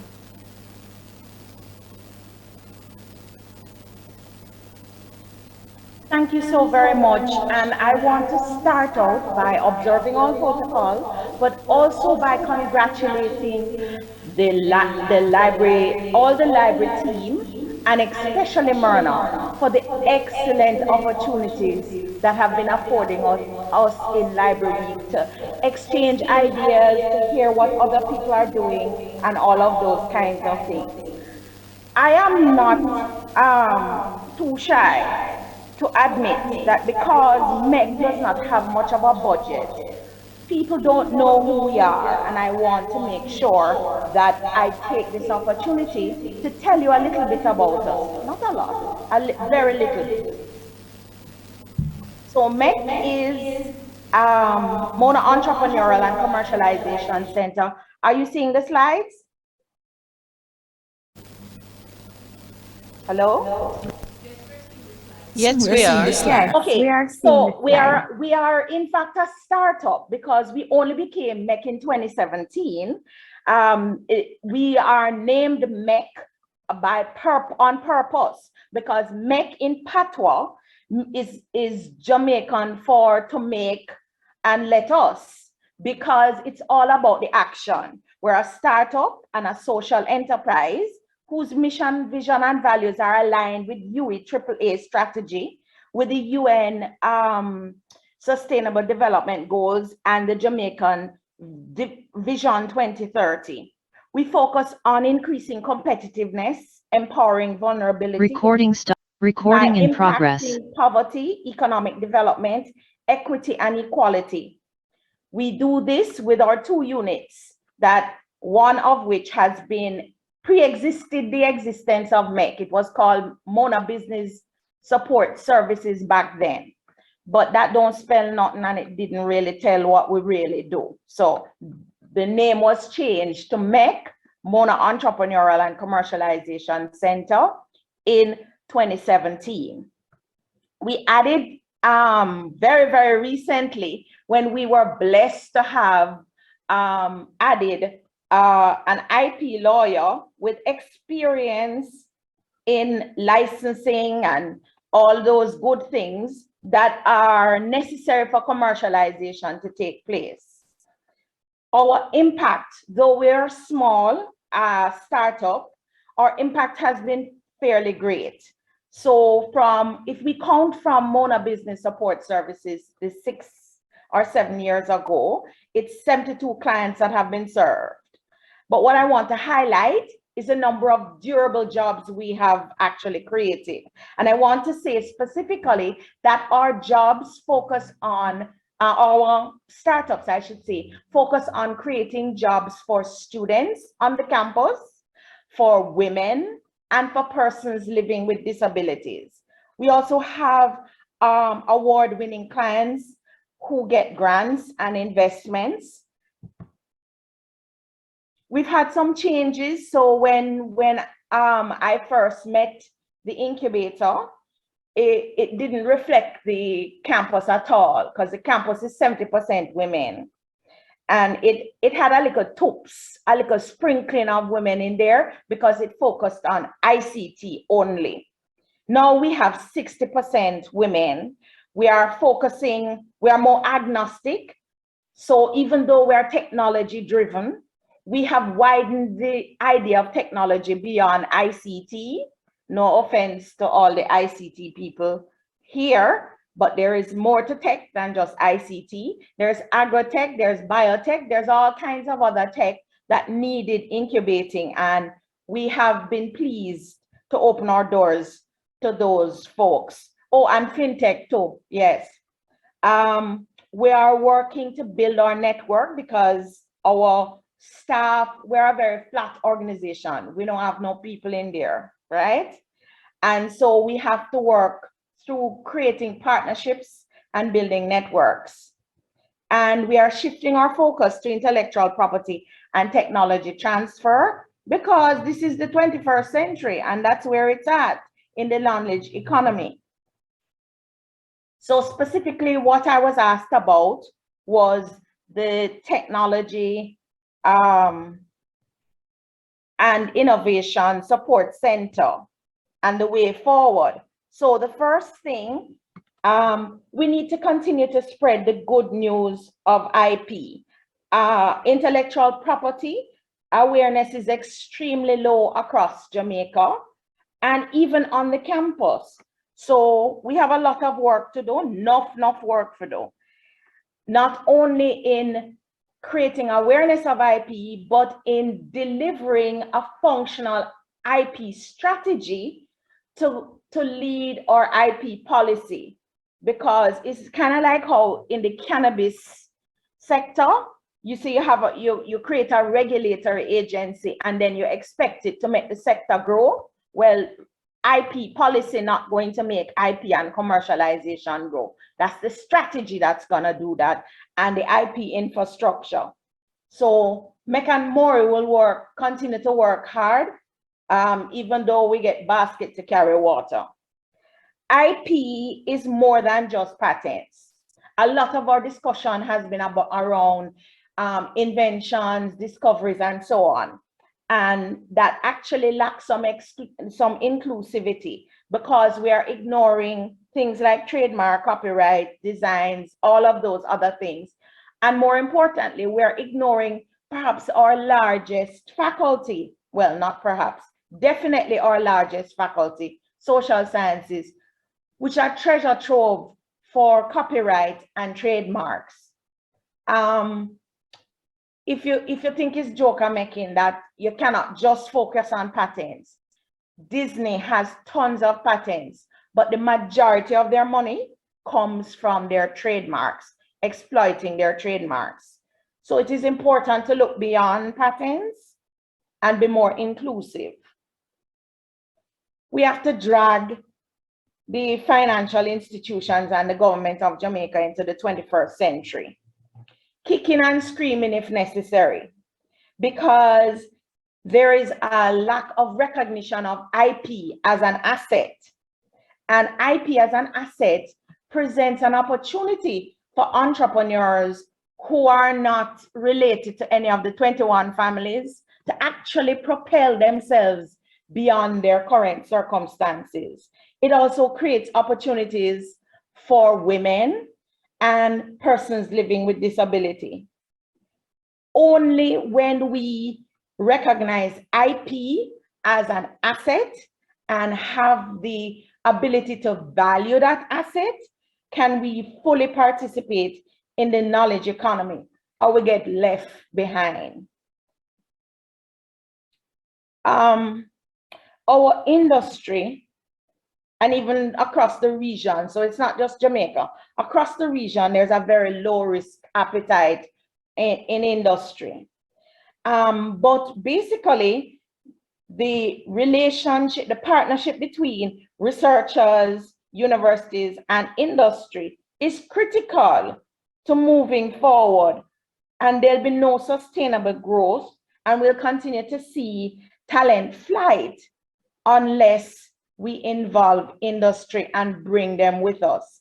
So innovation actually requires industry, because that is how it gets to masses to make the big dollars. That's the only way it happens. The government of Jamaica needs to incentivize, it needs to mitigate the risk and incentivize the partnership between universities and industry. So they need to sweeten the deal, lubricate it, whatever way they want to call it. It needs to be part of their active work. You know, like one prime minister did talk about working. Well, that needs to happen. And then also we need to make IP more accessible to Jamaicans. And one of the ways is the TISC. So I'm happy to be involved with the TISC, but also we need to have more local patent and trademark agents. Natalie, I'm not sure if you're still on here, but beg you to course now to make IP registration more accessible for folks, especially now that Jamaica is a PCT signatory. So we can dominate our country with our own local IPs, but we can also go foreign too, right? Finally, the thing I want to say is don't give up. It's a tough struggle, and it feels every day as if you're pushing up a boulder up a steep hill and nobody not backing you. But you have to dream big and you cannot give up. I'm gonna tell you very briefly, we have over 30 of our entrepreneurs who are responsible for grants, equity and non-equity investment that totals almost $1 million US. And we didn't do that because we have all the tools that we need. We did it despite not having all the tools that we need, because we dared to dream big and work hard, and we never gave up. Every mickle make a muckle, right? One cocoa full basket. And again, finally, we lickle, but with talawa. So that's it from me. Thank you so much.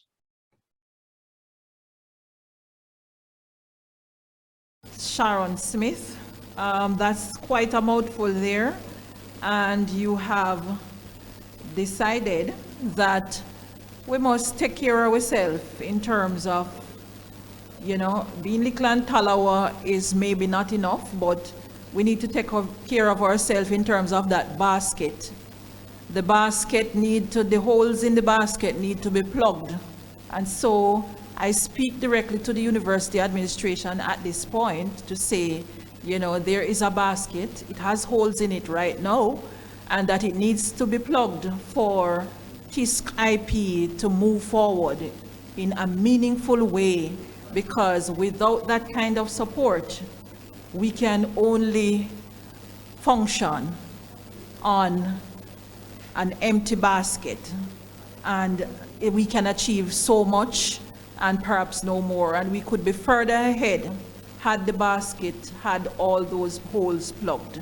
Recording so stopped. I thank you so much, Dr. Smith, for having said all you said, and so we look forward to advancing Recording the in mission, progress. advancing the mission in such a way that we can get the support, whether through funding or something, but we can be able to move forward and put all the support systems in place.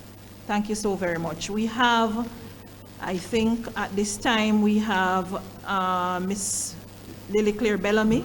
Any last words on this morning's presentations, Ms. Bellamy, or yes, the way forward? Yes, thank you. Can you hear me? Yes, we're hearing you.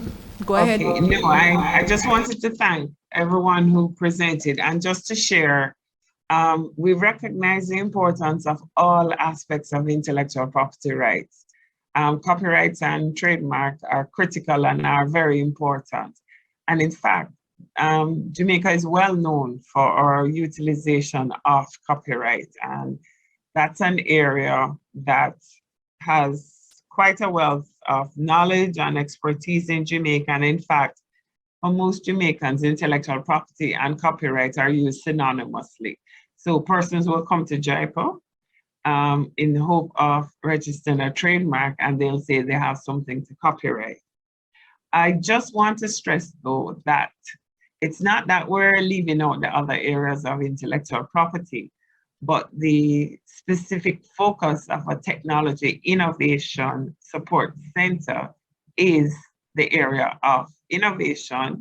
And in the IP landscape, we're speaking specifically to protecting of inventions, which are basically patents. So it's not a dismissal of the other areas of intellectual property, because there is a recognition that they are important, but the focus of a technology innovation support center is specifically in the area of patents and inventions. So I just wanted to make that point clear. And to speak as JIPO, the Intellectual Property Office, which is an agency of the Ministry of Industry, Investment and Commerce, just to highlight the fact that the government of Jamaica, successive administrations have recognized the importance of intellectual property and how that can contribute to the development of Jamaica. And well, the establishment of the Intellectual Property Office was a clear signal that intellectual property is important and critical to our development. The recognition also recently in the passage of the Security Interest in Personal Property Act, which recognizes and facilitates the utilization of intellectual property as collateral when you're seeking financing from a commercial institution, is one example of how the government has responded to the area of the utilization of IP as an asset. In fact, the Exim Bank of Jamaica has given loans to persons on the basis of intellectual property and real property being used as collateral. That has gotten greater support from the government of Jamaica through the passage of the Security Interest in Personal Property Act. And to make that act a reality, a partnership and a project was instituted with the Inter-American Development Bank and the Caribbean Development Bank to give expression to that project. but I think we need to have another session on the whole use of intellectual property as an asset. But today's focus really was on the revitalization and the revisiting of the Technology Innovation Support Centers, which really focuses on the innovation side of IP, specifically as it relates to patents. And one other thing to say, and I'd just like to indicate this to everyone at the University of the West Indies. The University of the West Indies and the World Intellectual Property Organization, facilitated by JICO, there is an agreement and an understanding. So if persons are interested in participating and doing distance learning courses in intellectual property, those are available through the World Intellectual Property Organization. And for persons who are directly involved in the Technology Innovation Support Centers, there is a sharing of the courses that are available, and these are available for persons who are directly involved in TISC to do at no cost. There's a cost associated with doing distance learning courses, but if you are a member of a TISC or participating in a TISC, you have access to those courses free of charge. So I can share that further information with yourself, Myrna, with Sharon, and also with Pamela as the three focal points at the University of the West Indies responsible for the TISC, so that persons can register to do those online courses to get more information about intellectual property. Thank you so much again, Myrna, and congratulations on this relaunch. Thank you. Thank you very much, Ms. Bellamy. That was interesting, and of course we note all the areas that we need to focus on, and you can best believe that we will follow through on all of that. Also, just to let you know and to convince you, as Ms. Bellamy said, we are not ignoring the other areas of intellectual property, and at this point, I don't, my name appears there, but I have nothing more to say other than to emphasize and to reinforce that we are not ignoring the other areas of intellectual property. And at this time, we are going to have a spot question that you can answer in that vein to ensure that you know we are not ignoring those areas. So the question is, imagine a sports team set up a company to sell its own range of clothes. What type of intellectual property can the team use to show that the clothes are made by them? Choose one, copyright. 2, geographical indications. 3, patents. 4, registered designs. Or 5, trademarks. Which of those? And that person, that lucky person, that very lucky person will win a travel cup from the University of the West Indies. Also, a tag, yes, Mr. Newman, our Deputy Librarian for Public Service and Outreach, Mr. Newman. And also, but you may very well be traveling to one of the courses overseas, the IP courses overseas. So we are providing you with a travel cup. And as well, the Faculty of Law, who sponsor this gift, has also thrown in a BeatBuds earphone. So a brand new BeatBuds earphone. So you have 3 gifts in one here if you answer that question and say which of the other areas of IP that this scenario would fall in. Do you want me to read the question again? Are they answering?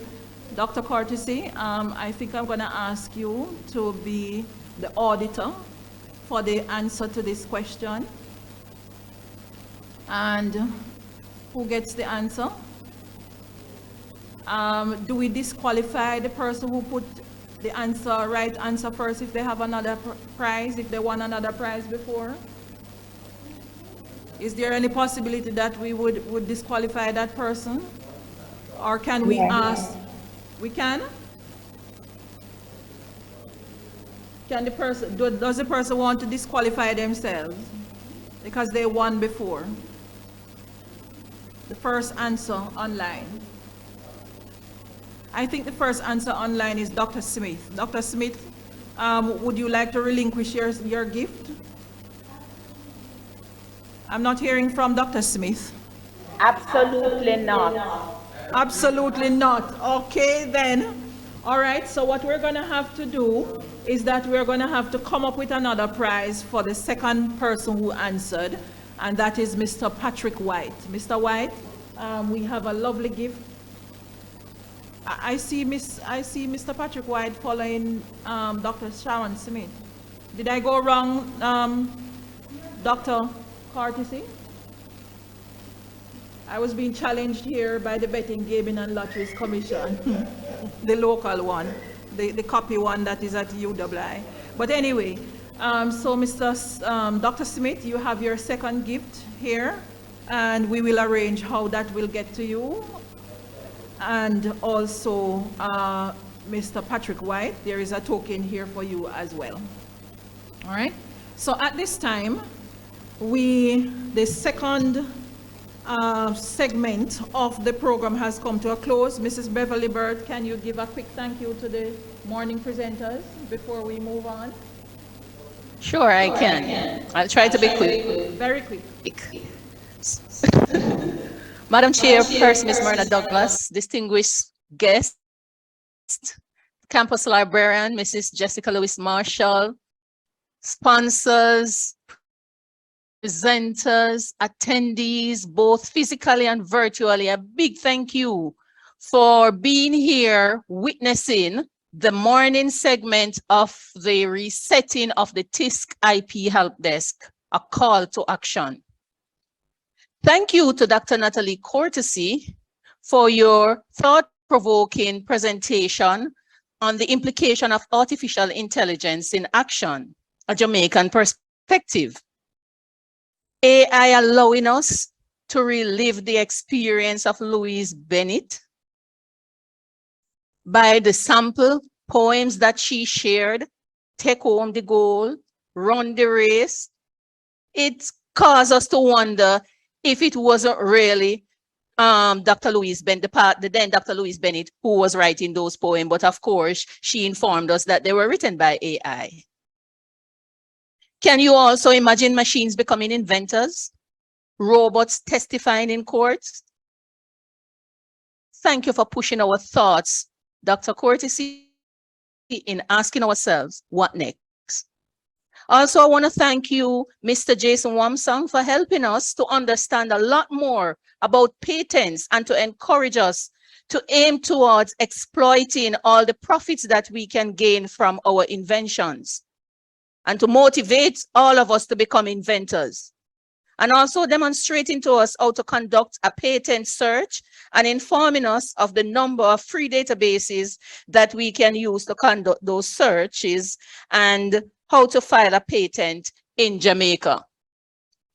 To Ms. Lily Care Bellamy, I want to thank you for bringing greeting to us from JIPRO and for charting for us the history of the TISC in Jamaica and bringing clarity to us and how the role of the TISC help desk and the motivation that we get from knowing that the UWI Mona Library is the first to have the TISC help desk set up and to start a meaningful collaboration with the various stakeholders on the campus and off the campus to stimulate inventions so that the full exploitation and the full potential of intellectual property can be realized and experienced at the UWI Mona. The TISC help desk, you reminded us, can build capacity of our people by the technology and the innovation support that can be had, as well as the training that can be gained that you mentioned. I want to say thank you to Ms. Lalita Davis-Mattis for helping us to understand by highlighting the UWI IP framework and the fact that the UWI staff and students can feel comforted and motivated in knowing that their IP rights and benefits are protected. A heartfelt gratitude to Professor Daniel, I'm not going to make the mistake this time, to Professor Daniel Kaur and educating us on the role of the TISC and on commercialization of the UE cardiac surgery simulator, the first patent exploited by the UE. He also reminded us of the steps that can be taken from research to commercialization. He spoke from his personal experience of the focus, the persistence, and determination that it takes to stay the course from research to commercialization, even in the face of pushbacks. We were delighted and encouraged from your presentation, sir. A big thank you to all, especially our participants online who kept the chat busy and the presentations interactive. Thank you. Thank you to all the major stakeholders who spoke to the intent and expectations of the UEMONA TISC Helpdesk. For that, it allows us to know that the future looks bright. Thank you for all for making the morning segment of this event the success that it is. IP indeed is an asset. Thank you all.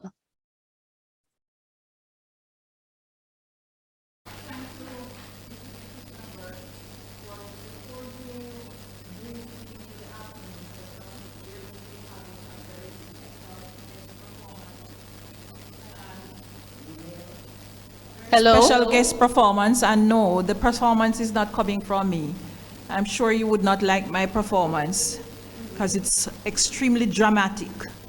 So, but what we're going to have instead is an enticing, soothing, spiritual performance by our special guest performer. Our special guest performer is one who has a deep love for our people all over, as Yeshua mighty hands is manifesting in her life and in others, as she is graced to tell the story of love through her singing the songs inspired by love himself, in capital letters, love himself. As a child, she dreamt of being a writer, a singer, and vowed to maintain love in her heart. Her journey has taken her to many spheres of existence in the land of the living. In her former years, she worked as a librarian in deep rural St. Mary. So it's not just about if law fails. If librarianship fails, then there's always something, that talent that you can fall back on. Although she was involved in other areas of community welfare, her focus was on the development of the children and still is today. The Positive Parenting Share the Care program was one of her brainchild that was implemented in Siloa, St. Elizabeth with successful outcomes and has continued to benefit children and parents from communities all over. During her years in the development support arena, she conceptualized and administered the Eye Care program, which focused on the preventative measures, as did the Positive Parenting Share the Care. And I did benefit from that. That was the first time I was able to get her glasses. I didn't realize that my sight was going a little. So thank you, Israeli, for that. Though she studied media and communication at Karimak here at this very prestigious institution called the University of the West Indies, and amassed pertinent knowledge that informed the social development outreach activities, she had found herself at Power 106 FM after leaving the library. Her first role, playing ambassador to the cause of humanity. She later produced Young Power 2 and graduated to RGR Newsroom, where she had a stint producing Beyond the Headlines. This gospel artist later ascribed her journey to the hands of Yeshua HaMashiach, manifesting in Israel land today. Meet Israeli, the chosen vessel of Almighty God, who carries the message of love to the spheres of humanity. Meet Israeli. Bless you, bless you. Amen. Bless the Lord. God is love.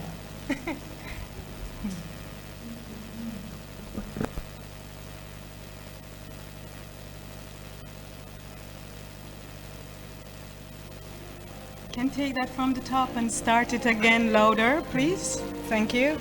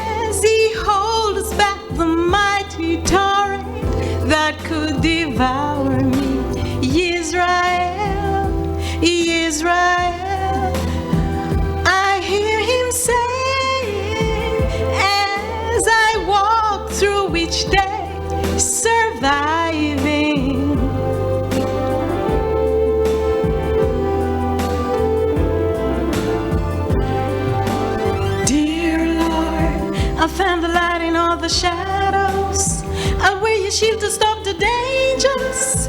I find the blessing in the raindrops. Dear Lord, I find the light in all the shadows. I'll wear your shield to stop the dangers. I find the blessings in the raindrops. When you hold me in your glory.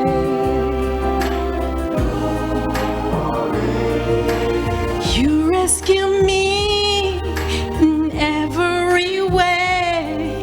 I'm feeling your love within and around me. 'Cause I can hear you calling, calling. Israel.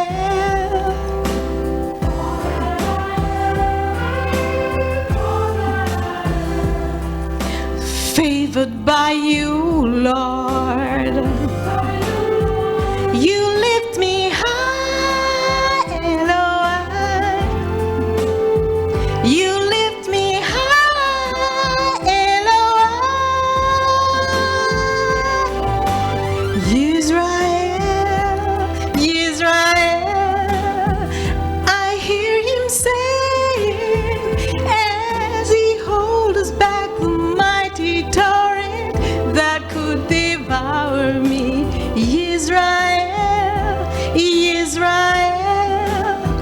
I hear him saying as I walk through each day, surviving. Dear Lord, I find the light in all the shadows. I wear your shield to stop the dangers. I find the blessings in the raindrops. Dear Lord, I find the light in all the shadows. I wear your shield to stop the dangers. I find the blessings in the raindrops. When you hold me in your glory. When you hold me in your glory. When you hold me, Lord, oh, in your glory. When you hold me in your glory, in your glory. When you hold me, Lord, oh, Lord. Bless the Lord.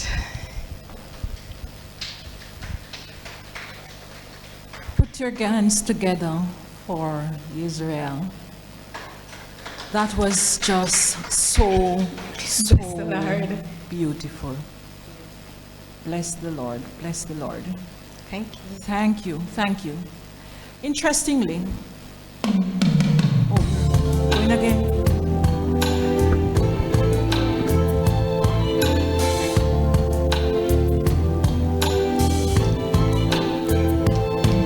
For 70, you want to fill my heart. I'm thankful you favored me as a sword for a love that lights fire in my soul.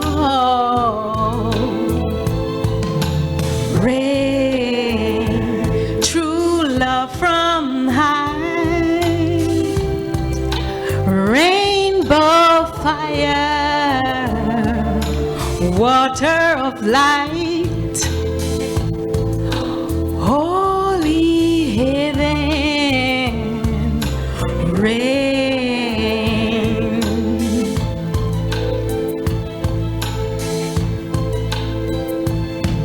I travel the wilderness to Mount Sinai.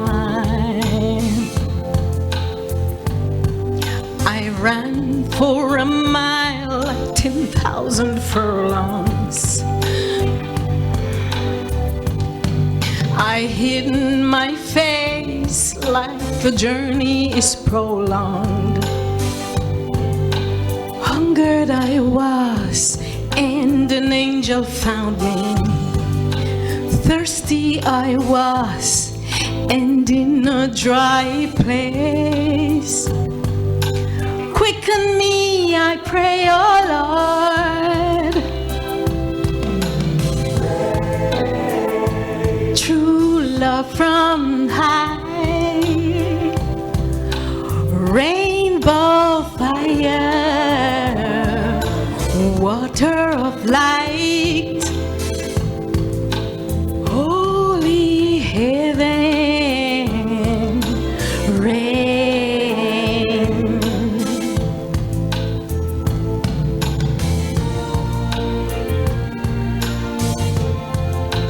Rainbow fire,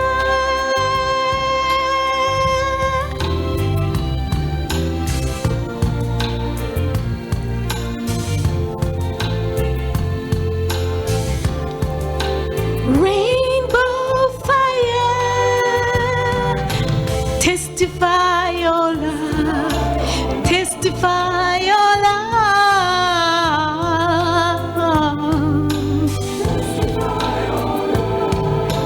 testify your love, testify your love,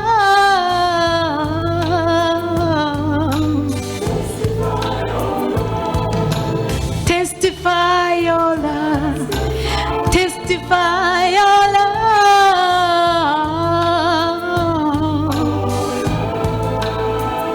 Oh, righteous seal upon my heart, nothing separating from your love, oh yeah.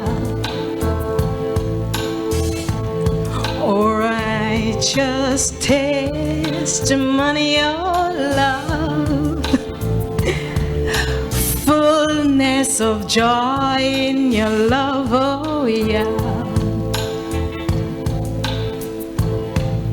A spark from your fountain, electric from your living water, lightning fast on your holy mountain, hold me so I stand. Rain, true love from high, rainbow fire, water of light, holy heaven, rain,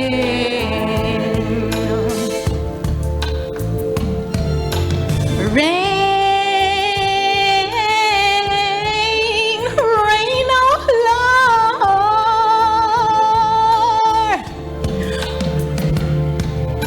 Lord, rain.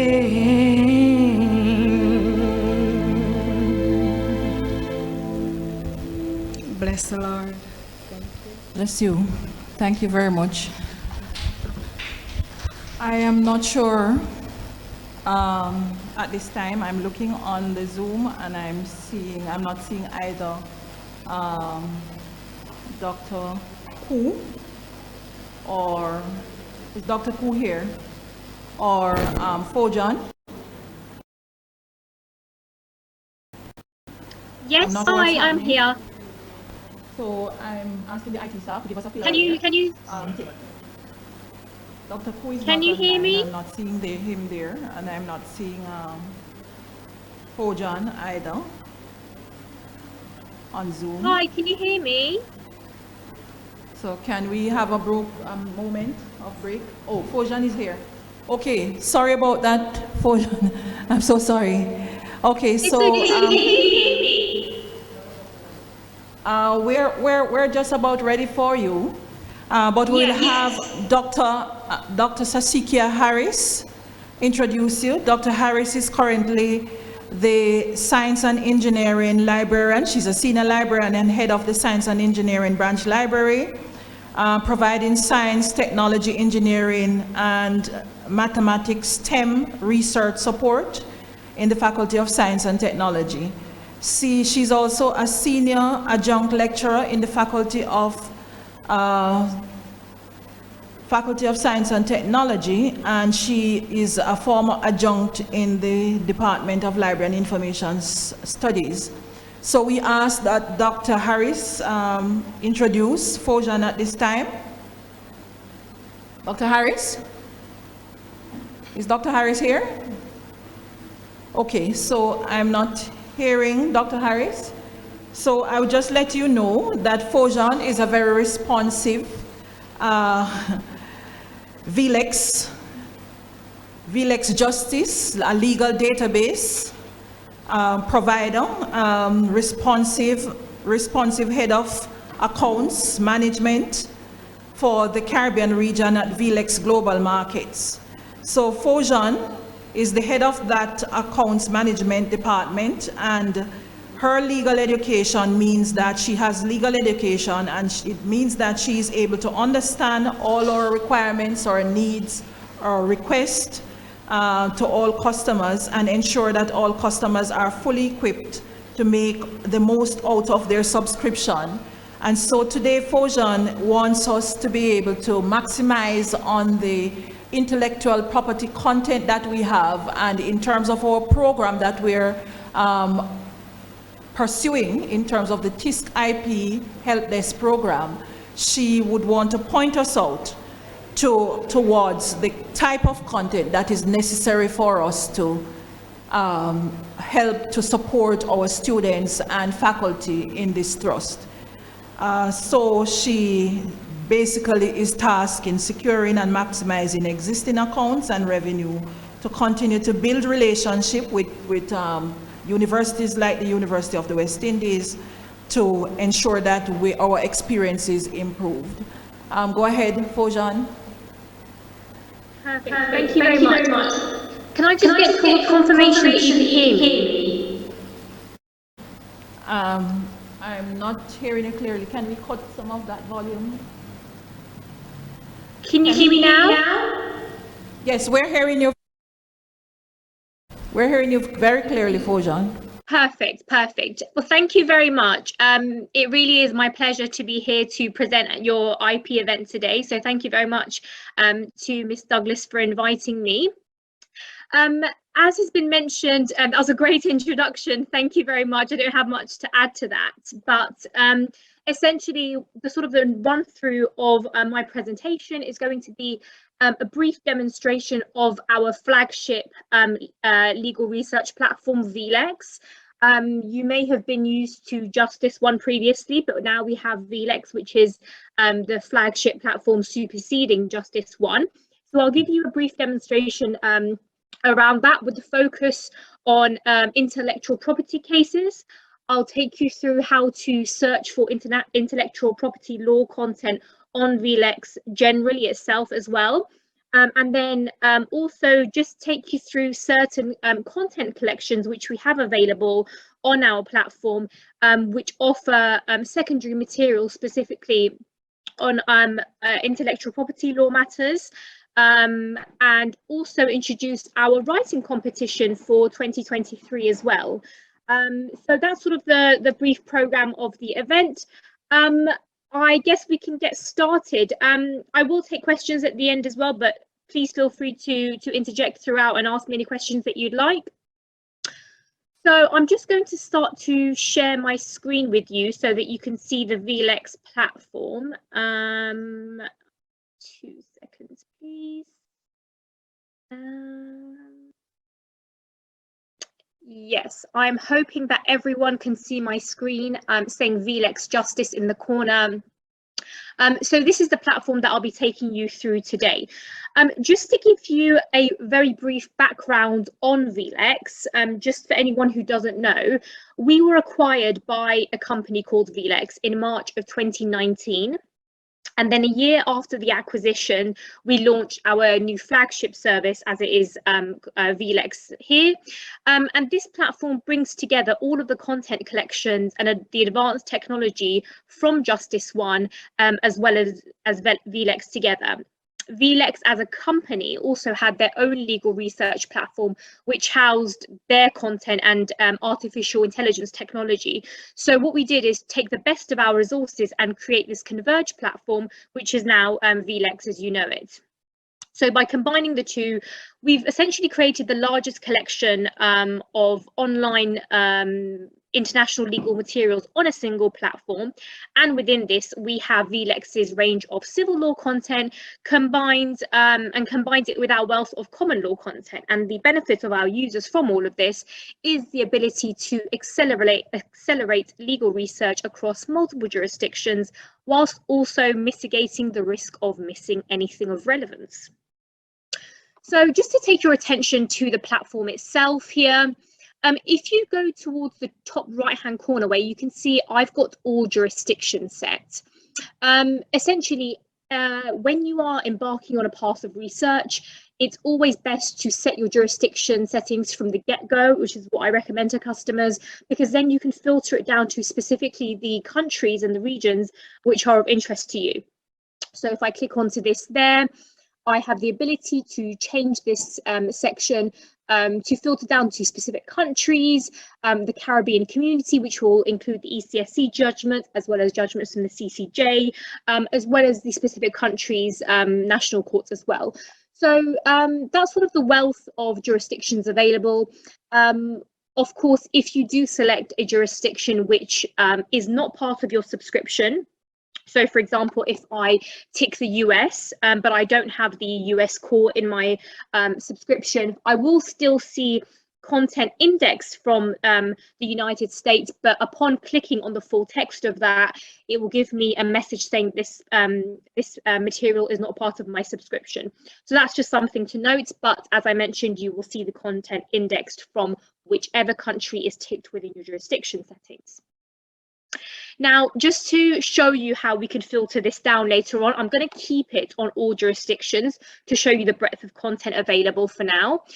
So that's already applied in my settings there. 3 main ways to search on VLEX. Very simple. We've got the general search bar, which is the top white box there.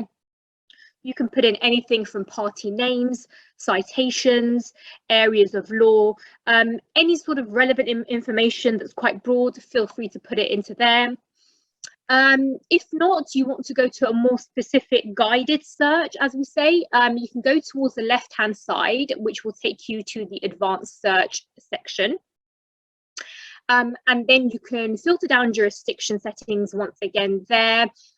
You can filter down by case material. So if it's specifically secondary material or primary case law you're looking for, you can get as zoomed in as you like in that section. And then the words section over here are basically your Boolean or your search operators broken down for you. So instead of you having to manually enter things like and, or, putting speech marks around your phrase, you can simply put it into the corresponding box here. If you're not quite sure which box corresponds to which operator, simply hover over the question marks on the right-hand side here to give you a brief description of what you can put into that box. So that's a bit more of a specific way to search. We also have a third way of searching via the browse. So if I take your attention to the left-hand side of the screen, under advanced search, it says browse. If we click onto that, you can filter down via a variety of different ways. So I'm going to go to show you the all jurisdictions area. So if I click onto that, this is a great way of seeing what sort of content we offer from different countries that we house on VLEX. So you can get right down to the courts within that country, within that, you know, the wider continent. So if we go to Central America and Caribbean, we can click on Trinidad and Tobago, for example, and you'll be seeing exactly which courts we house content from. And you'll be able to click onto any of those to be taken to judgments from that court specifically. Now, within the focus of IP law for this event for you, one way that I'd like to show you how you can search what kind of IP content we have on VLEX is by going back to this first column there, then clicking on category. And then here we have a sort of legal taxonomy that we've created here. So we've got a standard list of overarching areas of law so that you can have a scan through just to get to the specific branches which are included within that area. So as you can see, intellectual property is one of the areas of law included in our legal taxonomy. So you can be rest assured to know that cases have been tagged up with that specific category of law, enabling you to basically search for it much quicker and get cases specifically on IP law directed to you. So what you can do essentially is click on intellectual property here, and then you'll be prompted with specific areas that fall within the remit of IP law. And then you can see exactly what it is that you want access to. So we can go down to, let's say if we're interested in patents specifically, we can click on patent there. And then you'll be prompted with a lot more subheadings within patent law generally. And wherever you see dashes next to each of these subheadings, you can essentially click on any of these areas and it will take you to a list of results specifically from that subheading only. So if I want to be very, very specific and only see cases to do with patent rejection, I can essentially click onto this and it will take me to the most relevant list of results within patent rejection law. So that's one way of sort of exploring the area of law as well as getting access to content on our platform. If I go back to the home section, I'll also show you how to do a manual search for IP law if you have an idea of what you're looking for, but you want to scan the list of cases without going through the browse section. If you simply entering intellectual property at the top there, we're starting off very broad just to show you again how to access such an area. And now it's just loading up the results for me. You can see if I split the page down by 3, on the left-hand side, we have further filters that you can search through, because you can see we have a very, very large number of results within this area, as you can see on the top right-hand corner there. So that will allow me to reduce my caseload down to specifically what I'm looking for, so I don't have to look through countless pages of content. In the middle, you have the main documents and the results coming up within IP law. And on the right-hand side, you've got further titles of secondary material content. So we'll look into that a little bit further down the demonstration. But if I take your attention to the left-hand side here, first of all, once you've looked at this sort of list, if there is a certain subheading within IP law that you would like to enter, for example, patents, you can enter that in here where it's got the magnifying glass, and that will just attach it to the end of this search. So then you're looking at intellectual property and patent law specifically. You can also filter down via legal material. So let's say it's only primary case law that I want to look at. I can simply click case law there. And then that will filter down the results for me. So again, it's just channeling me to exactly the path of research that's going to be of relevance to me. Further down, you can filter down by jurisdiction. So let's say I've had a look through and I'm actually only considered in IP law in the UK, for example. So I can simply untick all countries and tick the UK only. And then that's again further reducing my results down to specifically what I'm looking for. Just to explain to you a little bit about the profile cards of each of these results, you'll see some numbers on the top right-hand corners of each of the documents. So essentially these numbers represent the number of treatments a certain document has received, with the colours indicative of positive, negative and neutral treatment. So any negative treatments will be shown in the red colour, 7 is positive, how many positive treatments it's received, and then 235 neutral treatments. You've also got the algorithm that's sort of set by default, which for us at VLEX, it's sort by relevance. I can click onto this and sort it by most cited, most recent, and so on, but the default algorithm, which is relevance, determines how your results are ranked on this list. So it's making sure that the most relevant cases are boosted further to the top of this list in conjunction with what we've searched here. So I've searched intellectual property within the remit of the UK, and I wanted case law only. Now, the fact that this case has come up as the first one on the list is showing me that this is pretty authoritative within the area that I've searched. Because as I said, with the relevance algorithm, it's been boosted further to the top of my list over here. On the right-hand side, you can add search paths to your folder, you can create an alert, and so on. I do have to mention these are personal user features, so only available to it would be more members of staff if they have any, if they have their own personal logins with username and password, whereas on an IP access level, it doesn't save your history, so students wouldn't be accessing that. But if any members of staff do want access to personal user features to be able to create alerts and things like that, please feel free to get in touch with me and we can sort that out for you. So now that I've sort of had my search there, I'm confidently going to open up this case because it's something that I want to delve into to see if it's on the specific part of IP law of interest to me. So I'm just going to go ahead and click onto that, and it's opened up the case for me.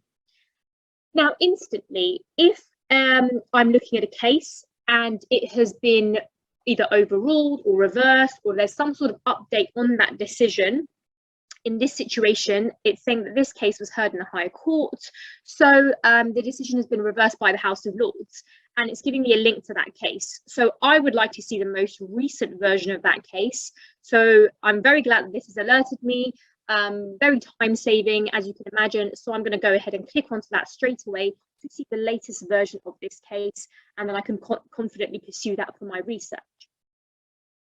Now, looking towards the middle part of this page, I can see certain surrounding case information. We have parallel citations listed for you, just to ensure that full flexibility in whatever citation you have for the case, you will be able to reach it on VLEX. Looking at the categories over here, if I click on show all, again, because of that legal taxonomy which we've created on VLEX, you'll be able to see the different areas of law discussed within this case. So I can just confirm that it's on intellectual property or includes intellectual property, specifically patents, infringements and royalties. So I can then determine, is this the case for me?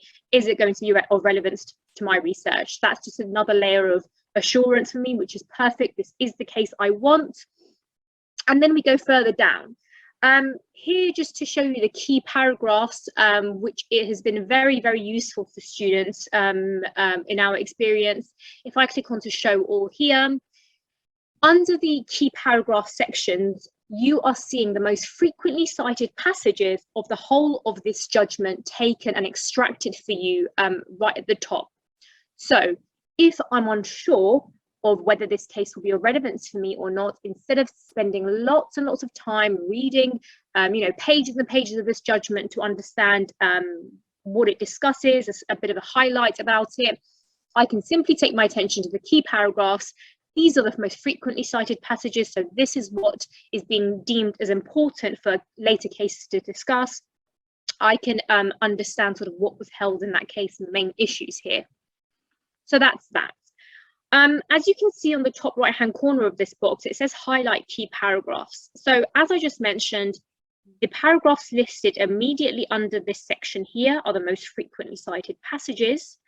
However, if I take my attention down to the rest of the case and to the right-hand side of the scroll bar, you will start to see a blue heat map emerge, essentially highlighting different aspects of this judgment. Now, the top sections, while they are the most frequently cited passages of the judgment, any section of this judgment to be highlighted in blue, regardless of the shade, is any section of the judgment to have ever been subsequently cited later on. Now, the important thing to remember is the darker the shade of the blue representing and highlighting a section, the more number of times that section has gone on to be subsequently cited. And I can actually click on any aspect of the blue judgment. Here I'm clicking on a dark shade of blue, and I'm seeing that all of these cases have gone on to subsequently cite that section. Therefore, on a sort of, if I'm got finite time, I could quickly look to the sections that are darkest, of darkest shade of blue on my judgment screen, to take my attention to there and see, okay, those are the paragraphs that are being frequently cited the most. So that's where I'm going to take my attention if I don't have much time. Clicking on a lighter shade of blue, by comparison, you can see that only two cases have gone on to subsequently cite that section. So maybe I might not spend as much time reading that section there. It's all about how you would like to sort of use the case to suit your purposes. So that's a bit of analysis information on the judgment itself. You can download the PDF there, of course, or at the top right-hand corner and so on. You also have the ability to search within the document. So if you would like to, hone in on a specific phrase or a word of the judgment without scrolling or reading every aspect of it just to get that specific phrase, feel free to type it into there. I'm just going to click on the chat to see if I have any questions here. Okay, perfect. So essentially that is the full text judgment for you extracted over there. On the right-hand side here, you'll see a reported version of this judgment. Now, this is the weekly law reports version I'm seeing here, which is part of our ICLR collection. Now, the University of the West Indies does have access to the entire ICLR collection that we house on VLEX, so you will be able to gain access to the reported version here as well. So that will always be displayed after the judgment of a case if you would like that specific version and not the full text judgment.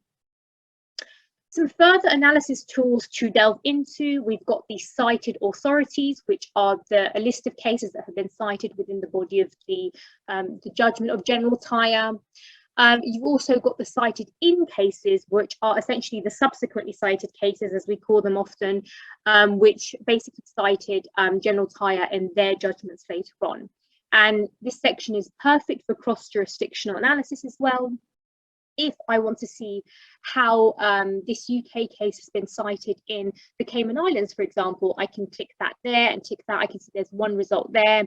And the same with all of these other countries. Even if you don't have an individual subscription to the other countries, you'll still see the cases listed there. It's just a full judgment that you won't be able to get access to. So that's that.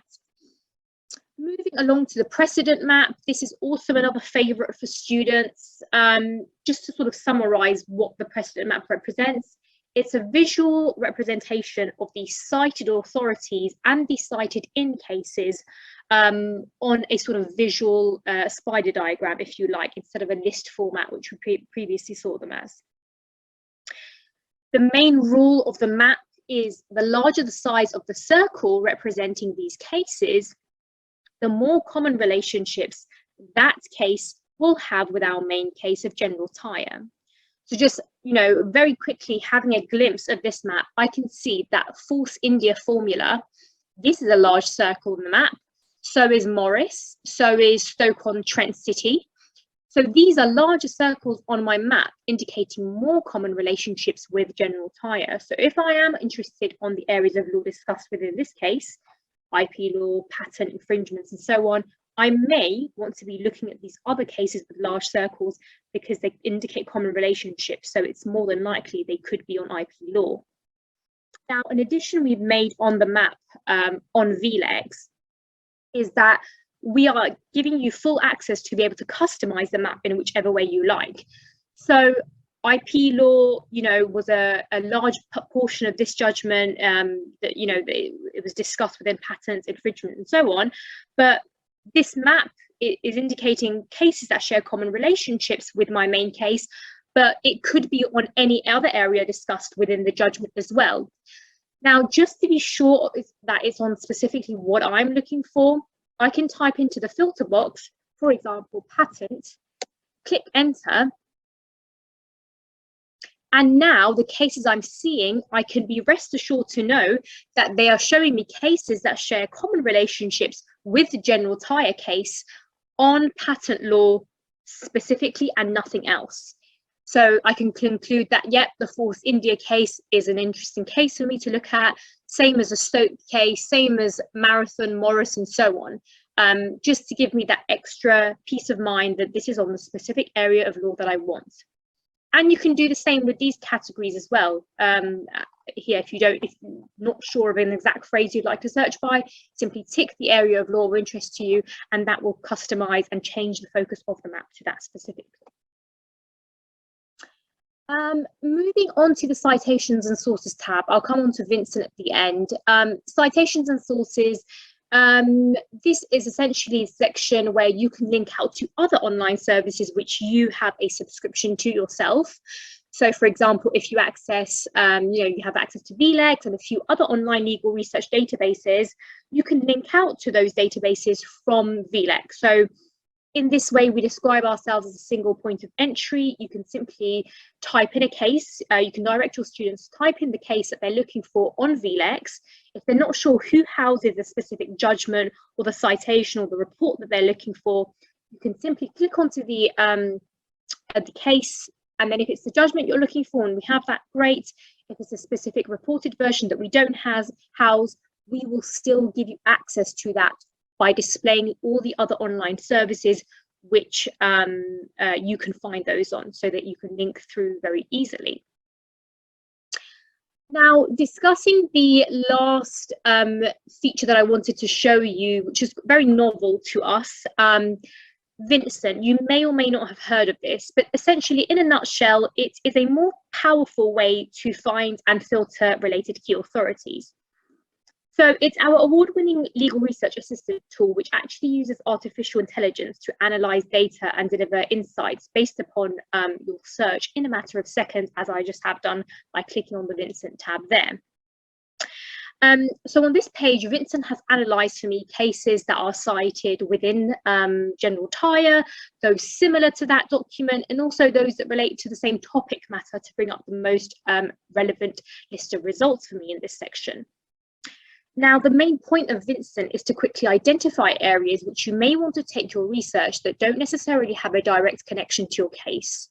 So it doesn't only recommend documents that have been cited in the source documents, or also any documents that are semantically similar or rely heavily on the same sources, and therefore it reduces the risk of missing something of importance.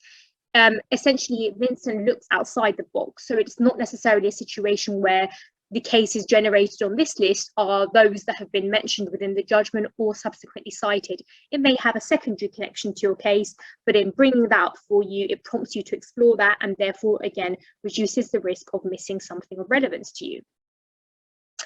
Now, another branch to come out of Vincent is Direct Vincent on the right-hand side here. Now, essentially, Direct Vincent is a visual interface that gives you fine-grained control over the types of recommendations you're interested in. So, for example, you can filter recommendations based on whether they've been whether or not they've been cited in the target document and how many times, how many topic matches they have in common, and so on. So you can manipulate this section to only take into consideration factors which are of relevance to you. And once you've gone through, either selected or deselected the certain sections, you can click apply, and then that will be taken into consideration in how these cases are brought up for you, and only brings you up the cases that take into consideration the factors that you've selected on Direct Vincent. Now, the last branch to come out of Vincent is on the top right-hand corner there, and if I click onto that, right at the top there for you, For some reason, it's not loading. Let me just refresh the page very quickly. Essentially, just while it loads, you have the ability to upload your own documents to Vincent. So you can upload a skeleton argument, for example, or an essay, anything that includes case names, citations, and so on. Vincent will essentially pick them up.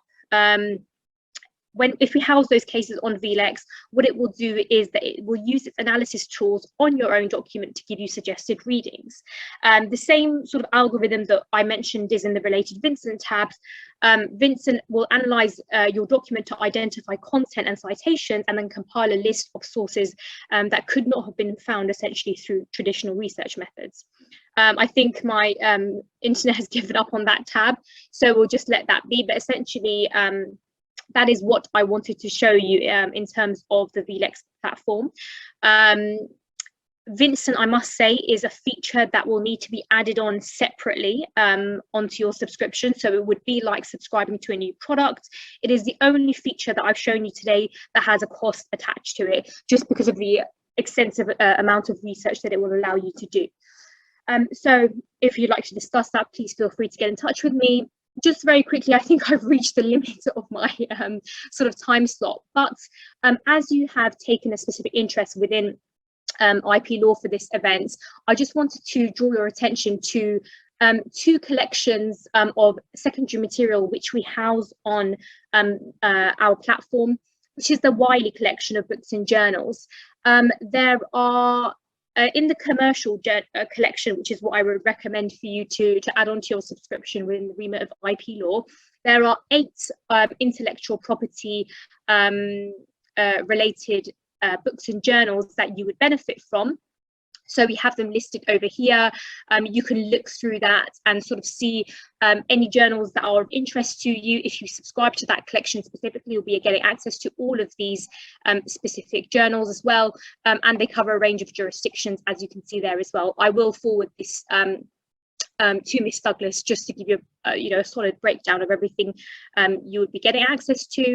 And as well as that, the American Bar Association commercial collection includes 6 IP related content sets for you in terms of the journals and books as well. If you'd like to get access to those, that will be something for you to consider. Similarly, the Irwin Law collection from Canada as well. Again, sorry, just because we're short of time, I'm just going to scan through that very quickly. Again, this will be all information that I can send you via email, but we have our Content Explorer here. So here is basically a fully browsable index of all of our content. You can go through and filter via jurisdiction, via product. If I show you the Irwin Law collection that I mentioned, it's within the Canadian section there. So if I go to the books, for example, you'll be able to see every title listed within the Irwin Law collection, and go and filter down to intellectual property specific titles to see if it's something you'd like to benefit from. And just lastly, just to draw your attention to the writing competition that I referred to earlier. So we have the International Law and Technology Writing Competition, which we are now open for the submissions for 2023. This is a competition that we've been running for 5 years or so now. So for the 6th time, we invite students internationally to submit a 1,000-word blog style article on one of 3 topics.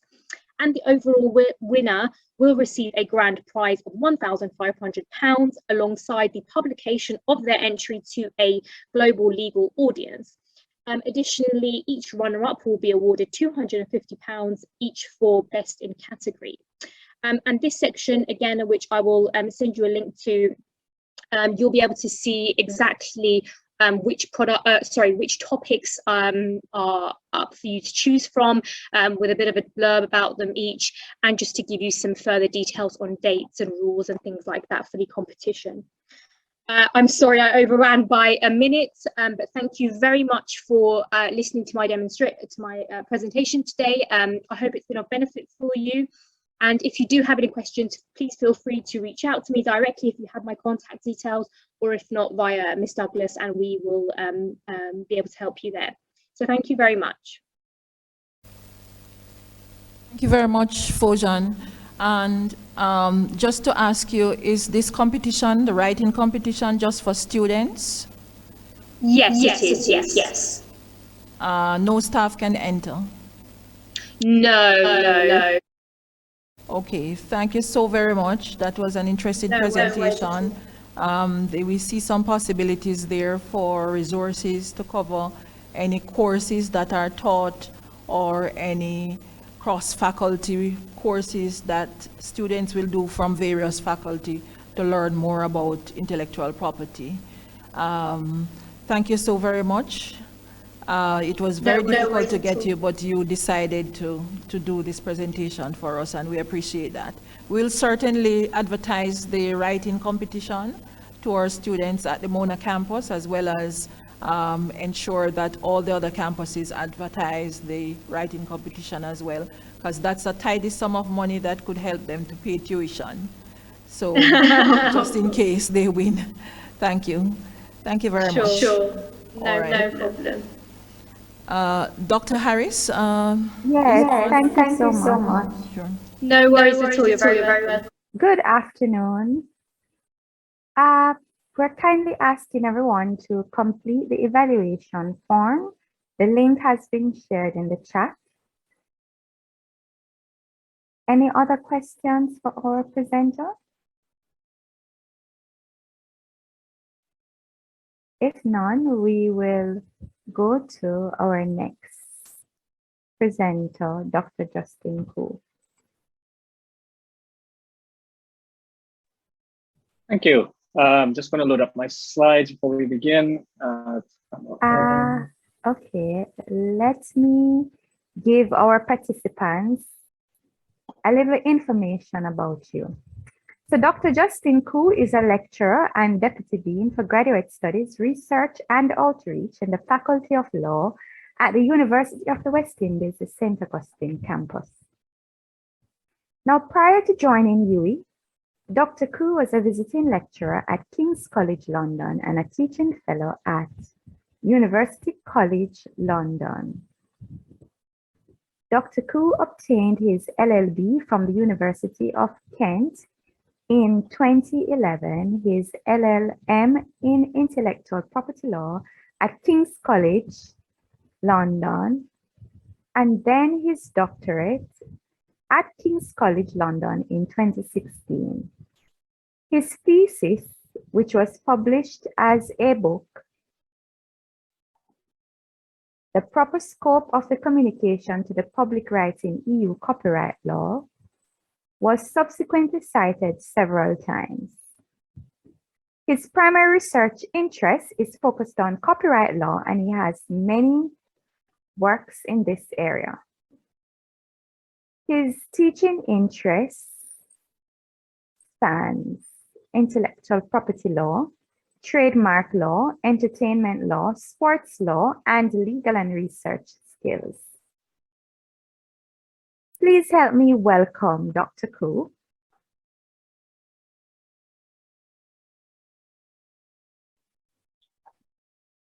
Great, thank you for the introduction. Is everyone seeing my slides? I'm going to go full screen. When I go full screen, I'm going to lose the chat. So if there's anything in the chat, someone just let me know, please. We are seeing the slides, and I will inform you of any comments in the chat. Okay, great. Thank you very much. Good afternoon, everyone. Thank you for having me. I'm really glad that I'm able to give this chat today. The chat I'm going to give today is entitled Developing a Coherent Copyright Jurisprudence in the Commonwealth Caribbean. And this talk is loosely inspired by a couple pieces of research and articles that I've been working on for the last few years, 3 or 4 years. My research interest in copyright law in the Caribbean in particular has really been about, as it says, developing a coherent copyright jurisprudence. And the reality is that in the Caribbean, it is largely a blank canvas for copyright law in particular. So there's a lot of work to be done. That's not to say that we don't have a good setup as it stands, but there are issues, of course, and we can always do better. But the reality is that, is our law fit for purpose? And that's one of the questions that I will be interrogating today. So just by way of quick, just by way of quick overview, I'm going to talk about 4 key themes today. The 4 themes are the state of copyright law in the region, problems with copyright law in the region, so targeted specific issues related to our copyright laws and our copyright jurisprudence, I want to spend some time talking about where we can go next, the next steps for developing copyright law in the region, and finally, a discussion about the role of copyright education, what we can do, what we've been doing, and what we can do better. Yeah. So as I said, this talk is really inspired by the last article that I published, which was incidentally with Wiley, which the previous presenter just told us about, is included in the VLEX database. And it was named Forging a Coherent Copyright Jurisprudence in Trinidad and Tobago. And really what I looked at is the case law coming out of Trinidad and Tobago and some of the sort of jurisprudential issues involved with those cases. So I looked at 3 or 4 cases that came out within the last 5 or 6 years and was really trying to achieve, establishing what are the issues we're facing under our copyright law in Trinidad and Tobago. And more than that, paving a way forward for developing the law in a more robust and a more proactive way. Because the reality is that a lot of our laws in the Caribbean are very reactive.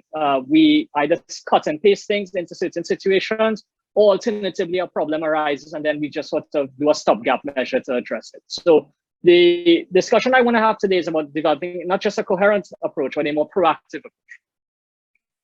So where to start? Well, what's the state of copyright law in the region? What does copyright law in not just Trinidad and Tobago, as the case study would suggest today? I'm going to talk about Trinidad specifically in relation to some of the problems that arise, but I want to talk more broadly. And I think very broadly, the issues that are encountered across the Commonwealth Caribbean are fairly similar in each individual country. Yes, some countries, the copyright laws are a little bit more advanced than the others, but for the most part, we have very similar levels of protection. Maybe there are 2 or 3 countries that are lagging behind a little bit, and I'll make mention of those specifically. But very broadly, we have robust copyright laws. And that's really excellent because in many countries, intellectual property and more specifically copyright is not necessarily at the front burner of legal or legislative decision making. So it's not the case that this is a popular topic, despite the fact that in recent years, intellectual property has taken sort of a resurgence of, or sort of renaissance in the sense of its importance. I think people are increasingly seeing the value of intellectual property rights and the commercialization of those intellectual property rights. And therefore, it's absolutely necessary that your intellectual property laws are up to mark in order to attract foreign direct investment. It's also required to be part of the WTO through the TRIPS agreement. So it's of international significance. But nonetheless, it is the case that not all countries, stay on par with international obligations under the international treaties. But in the Caribbean, for the most part, we have very robust copyright laws. And that's where I want to dispel one of the sort of common myths that we have. And I know that this presentation may be preaching to the choir today, but as it's on a recording and people might look at this in the future, it's really to sort of dispel that myth or that rumor that copyright laws in the Caribbean are not well developed or that they're non-existent. I hear this time and time again from persons, well, let's say laypersons in the public. I hear this from students when I first teach them intellectual property law. But as I said, the reality is that we have very robust copyright laws. Trinidad and Tobago and Jamaica in particular are at the forefront in ensuring compliance with international obligations to all the treaties that we've acceded to. The OECS countries are just behind, more or less keeping stride, following through it with ascending to all of the international treaties. But maybe the 3 countries that we can pick out that say maybe just a little bit behind these countries would be Barbados. And I do know that Barbados has a copyright bill being discussed by Parliament at the moment. So I imagine that's going to update their copyright laws to deal with modernizing the law in particular and acceding to the WIPO Copyright Treaty, adopting things like communication to the public rights, which we'll talk about in a little bit more detail on the next slide. So I know that's in process. Belize, they are probably a little bit behind as well because they haven't really updated their copyright laws in a while. And then you have Guyana, who is arguably the most behind in the Caribbean. So barring those 3, I would say that the standard of protection is fairly equivalent across the board, but for those 3, but I assume that works are being done to bring them up to speed. So we have robust copyright laws, and it's sort of this counterintuitive situation. We have good laws, which is not necessarily the case in all areas across the Caribbean, where maybe some laws are outdated.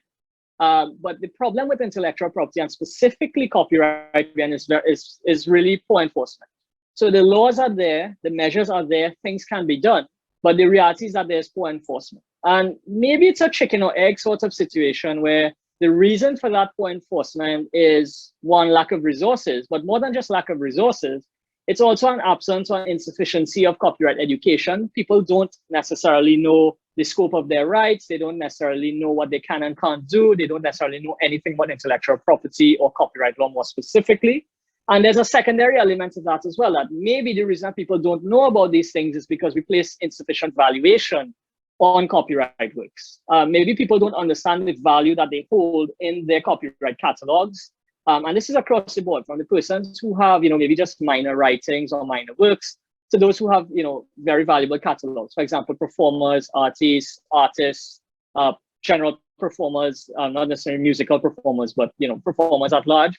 So maybe it's the case that we haven't done enough to support those robust copyright laws that we have. And this more or less sets the context for where copyright law is in the region and sets the context for where I'm going to take this presentation next. So even though we have these robust copyright laws, the practical application and implementation of them have not necessarily kept stride. And that has created problems. It's created problems where people don't necessarily respect copyright law.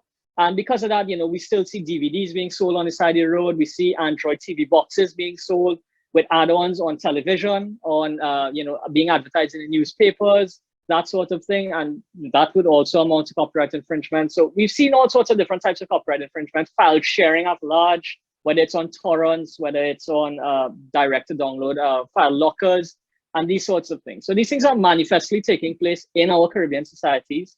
Our right holders here are losing out, and nothing is necessarily being done about it. And the question is, well, can we do something about it? And absolutely the answer is yes. But there must be a will and there must be enlightenment in order for people to bring these sorts of claims, to defend their copyright, to empower people to want to bring claims to defend their copyright. And that also ties in with the development of the court system in relation to copyright claims. We do know that in most countries, it takes quite a while for copyright claims to come through. And there may be a need for a more efficient process to incentivize persons to want to protect their copyright in more detail. So that's the state of play in terms of the region. So I'm probably going to spend the bulk of the time in the presentation talking about these specific problems. And these are just some of the issues that I've drawn out that I think needs ventilation, and I think needs to be discussed in order for persons to really understand what we have with copyright, what we don't have, and where we need to go forward. Yeah. So the starting point, I think, for any copyright discussion is, well, how do we define the key concepts in our copyright law? What is it that makes copyright tick? And there's some really key elements, in particular, the element of originality. What does originality mean? When we think about the context of originality, the concept of originality in the traditional copyright sense, let's say if we take the traditional UK definition for originality, that's labor, skill, and judgment. Do we define originality in the context of the Caribbean in the same way? And the answer to that question is, well, we're not really sure. Because even though there have been a few copyright cases across different jurisdictions, not many of these copyright cases have substantively addressed copyright law concepts in the first place. And if they have addressed them, it's not necessarily in any great detail. So for example, using Trinidad as the case study here, Trinidad has probably had about 14 or 15 copyright cases. Of those 15, maybe 4 or 5 cases have been substantive discussions of copyright elements or copyright concepts, of which originality maybe features in 2 or 3 of those cases. And it's only in really one of those cases that the concept of originality is attempted to be defined. And it uses maybe, let's say, the traditional approach of UK labor, skill, and judgment. The other discussion of originality actually repeated the term originality in the definition of the case. So those 2 cases are Full Blown Entertainment versus Devon Matthews, and then you have the Drakes and Grant case, which came out in 2021, I believe. So these are fairly recent cases, 2017 and 2021, but there's been no real discussion as to what is originality, or a broader discussion as to, well, how should originality be defined in the context of Trinidad and Tobago and by virtue the Caribbean at large. So we need to spend more time looking at these key concepts for copyright. So it's not just about originality, and we know that originality is probably one of the bedrocks of copyright law. In order for work to be considered copyright protected, it has to be an original creation. So of course, we need to understand what originality in that context means. But beyond originality, we also need to understand, well, what are the scope of the exclusive rights? How do we prove an infringement of those rights? And the reality is that in the case that we have, there is very limited discussion of these key elements. So one of the things that I want to sort of signal or highlight as a major problem with copyright law in the region is the uncertainty of how we interpret and apply our copyright law. So even though the law is robust and it's there, the statutes are there, that is, it's not necessarily the case that we understand how to use these copyright statutes. And I'm saying that as a person who spent a lot of time researching copyright law at the international level and at the Commonwealth Caribbean level. And it's not clear. And that is a disincentive for persons to want to commit money to bring a lawsuit, given that it may be sort of, let's say, playing Russian roulette when you're not sure how things are going to be interpreted, how things are going to be applied, and therefore what sort of judgment you're going to get in a case, or if you bring a copyright case. So that's one of the big issues that we need to sort of deal with. How do we define the key concepts? One of my suggestions to dealing with this problem is really that we need to perhaps consider codifying definitions of particular key concepts in our statutes for the sole purpose of, one, instilling confidence in the legal system in order for people to bring copyright cases.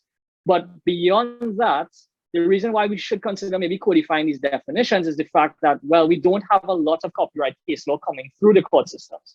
And again, it's a chicken or egg situation, because if we do define these concepts, we may get more cases coming through. But if we don't, those cases may never come. And some of those cases that we do get don't necessarily define or describe these things in any sort of great detail or give any certainty or clarity to the situation. So on that basis, maybe it's the case that we need to be a little bit more proactive and codify interpretations or applications of these key concepts into our copyright acts, just to ensure that persons feel more comfortable bringing copyright claims, giving judges more direction, giving legal counsel more direction as to how copyright law can be applied in the Commonwealth Caribbean context. And that takes me to the second problem. We know that there are certain key concepts in copyright law that will remain unchanged no matter what we do. These are the things at the international level that we have, and we're sort of more or less mandated to follow by virtue of compliance with our legal obligations under these treaties.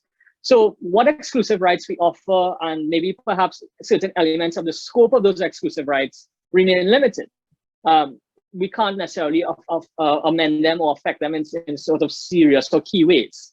But where we can sort of have some level of control over what laws we use relates to things like, well, when we have copyright case law before us in the court of law, what copyright concepts are we importing? What interpretations are we applying? What case law are we going to rely on? And we've seen this be an issue in the context of Trinidad and Tobago, where you have a statute in the context of Trinidad and Tobago that looks largely UK-based and heavily influenced by the international copyright treaties.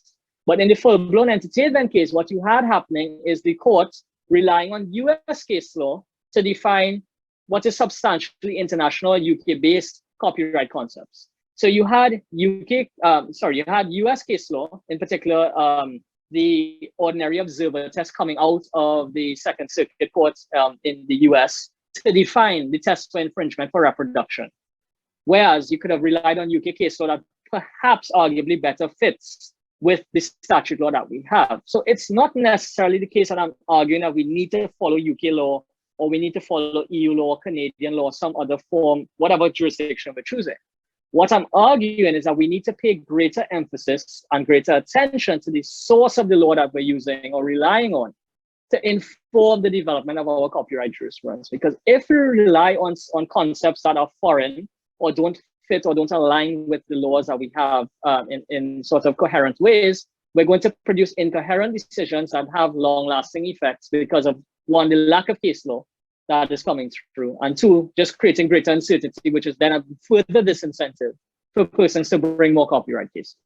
So whatever it is we're importing, whether it's into the statute, whether it's as a matter of persuasive precedent being used in our courts of law, we need to pay much greater attention to whatever concepts are being imported.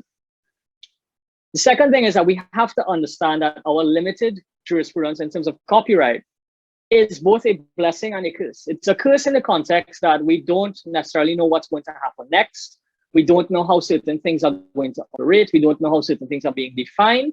And that's a problem because, as I said, and I've argued before, that this may be a disincentive for persons to want to bring new copyright claims because we're uncertain what's the end result going to be. is it going to be a good bargain or a bad bargain? But on the flip side, with the limited jurisprudence we have, it more or less offers us a blank canvas to develop our copyright jurisprudence. So we have to be very careful. There's a big impetus on judges, there's a big impetus on legal counsel, there's a big impetus on legal academics, and everyone involved with copyright law to paint the right canvas for copyright law going forward. And one of the key areas that I want to highlight as a sort of situation that needs to be better done in the context of the Caribbean at large are our exceptions and limitations under the Copyright Act. In my own opinion, the areas concerning exceptions and limitations are arguably the worst sections of our Copyright Acts collectively. I do not think that our exceptions and limitations that we have in our acts really fit the needs of the Caribbean population. We have, for the most part, imported the exceptions and limitations directly from the UK Copyright Act, whether it's the Copyright Designs Patents Act 1988 or the 1976 Copyright Act. We have more or less just imported these, 1956 Copyright Act. We have just imported these exceptions and limitations without any real discussion as to what the needs of the Caribbean are. In the Caribbean, we are all developing countries. We are all capped by resource limitations. The reality is copyright law for us is not the same as copyright law for, let's say, the UK or copyright law for the US. The way in which we interact with exceptions and limitations, it means we're limited by what we can and can't do with copyright works. And in the context of education, for example, where we have very limited budgets, our libraries are very well stocked, but of course, to stock new works and new materials, it costs a whole lot of money. So for the next generation of researchers, for them to have access to more updated materials and a wider database, we do need to spend a lot of time thinking about the exceptions and limitations. Do we want to expand the scope of the exceptions and limitations? Perhaps it's the case that we consider switching from fair dealing defenses, which are very, very limited, to the more open-ended fair use exception coming out of the US. And in the context of Jamaica, Barbados, and some of the OECS countries, we do see sort of small signaling in the direction of maybe fair use is the better way to do it. And where we see this is in the fair dealing defenses being defined using the fair use criteria coming out of Section 107 of the Copyright Act 1976 out of the US. But I'm arguing that we should push this further perhaps and say that, look, given the needs of the Caribbean, and we're not necessarily sure what our needs tomorrow are going to be, we should adopt a more flexible approach to exceptions and limitations and adopt fair use. So that's one argument that we can perhaps consider. And this would allow us to be a lot more flexible in terms of what the needs of the nations are. What are the needs of our researchers? What are the needs of our next set of academics, etc. Expanding the scope of the exceptional limitations so that we can do more legally speaking. Because the reality is, in the context of the Caribbean, if one does not have legitimate access to something, how do you get access? You get illegitimate access. That's not to say that we're going to encourage copyright infringement. But I think to allow the Caribbean to grow further and to sort of equal the playing field with more developed countries that have a lot more resources, one of the things we can look to is expanding the scope of our exceptions and limitations to allow us to do more with the limited resources that we do have. And I could say that, openly, that this has been a problem for someone like myself, coming out of the UK where I finished all my legal education, coming to lecture at UWE. I've had to rely on the expertise of my library. So my library, the law librarian at St. Augustine, at the Alma Jordan Library, Ms. Rolly Raj, who's fantastic, where a lot of times I'm doing research, I don't have access to things. I have to ask her to then get in contact with the British Library or get in contact with one of the libraries, let's say a sister library to the UE, to get access to certain works. So it is difficult at times to do some sorts of research because we just don't have access to certain resources. And that's across the board, whether it's in law, whether it's in sciences, whether it's in technology, whatever the case is. And that's where exceptional limitations could perhaps help, because we're opening up access. And that also leads us to a discussion as to whether we should embrace open access as a greater means of providing or accommodating researchers in the Caribbean. Maybe it's the case that we encourage open access, not just through our copyright laws, but through our national policies, which obviously has to do what the intellectual property limitations are. So in a nutshell, we need to define the key concepts. We need to have laws that are fit for purpose. And we also need to modernize laws. So looking at what we have, yes, it's robust, but we can do better. So for example, the communication to the public right is arguably nowadays the most important exclusive right under the scope of copyright law. Traditionally, it has always been reproduction, i.e. making copies, but with the age of the internet, with the age of sharing, and with the age of digitization, the communication to the public right is really the key right. So once you're dealing with a work in digital form on the internet, you're more than likely invoking the right of communication to the public. And the reality is that in some of our copyright laws in the Caribbean, we don't have the right of communication to the public on the statute book. So for example, in Barbados, for example, in Belize, and a couple other countries, we don't have that on the books. So what does that mean? That means that when you're dealing with online works, there's no level of protection to our creators in the Caribbean. Jamaica would have introduced the communication to the public right through the 2015 Copyright Act Amendment. Trinidad and Tobago has it on the books. So there's that situation where not all countries have levels of protection equivalent across the board. The second thing that we have to also consider is that in modernizing the law, it's not just about sticking new provisions in to be compliant at the international level with the international treaties. It's also the case that we need to reform the acts to sort of remove the elements which are no longer relevant or remove the elements which are subsumed within broader rights. So if we have a look at our Copyright Acts, you will see under the exclusive rights sections, communication to the public and broadcasting. Whereas at the international level and in most of the copyright acts across the world, you will only see a right of communication to the public, because communication to the public subsumes acts like broadcasting, like cable transmissions or cable retransmissions. So in cleaning up and modernizing our acts, we also need to be mindful that when introducing new things, we also need to be mindful of removing things that are either superfluous nowadays or no longer relevant. Yeah. And in introducing new elements to our copyright acts, we also need to be mindful of the consequences. So for example, I raised the issue of temporary copies, and this is a problem because in many of the acts in the Caribbean, with the exception of Jamaica, there is no exceptional limitation in relation to temporary copies. So what does that mean? Where persons use their computer, especially to access illegitimate works, you create a temporary copy on your computer, whether it's in the cache, in the RAM, on the screen, on your television, etc. So anytime any person in the Caribbean, outside of the context of Jamaica, creates a temporary copy on their screen without the authorization of the right holder, we are all in sort of infringing copyright because there's no temporary copy exception on the books except in Jamaica. So that was a very good addition in the 2015 amendment under the Jamaican Copyright Act. We haven't seen that in Trinidad and Tobago as yet. We haven't seen that in any of the other territories. So it's simple things like ensuring that our laws are, yes, internationally compliant, but also understanding what are the consequences of the laws that we are introducing or the consequence of the laws that we are amending in our territories. Yeah. In modernizing the law, we should also consider whether we should adopt an open subject matter list. And in the Caribbean, this is of utmost importance because things like carnival costumes may not necessarily always fit under traditional subject matter, right? So yes, we're arguing that a carnival costume is an artistic work, but when we look at the very limited approach to subject matter in the context of the UK, where one has to prove that it's either a work of fine art or a work of artistic craftsmanship, for example, where does a carnival costume fit? And we've seen case law in the UK that would make things like carnival costumes difficult to protect.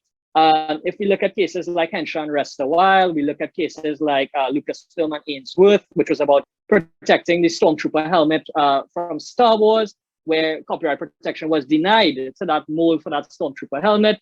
It may create difficulties for things like carnival costumes. And one might say, well, there's the works of mass provision in Trinidad and in Grenada, and I know a couple other countries are in the process of trying to introduce that into their copyright acts.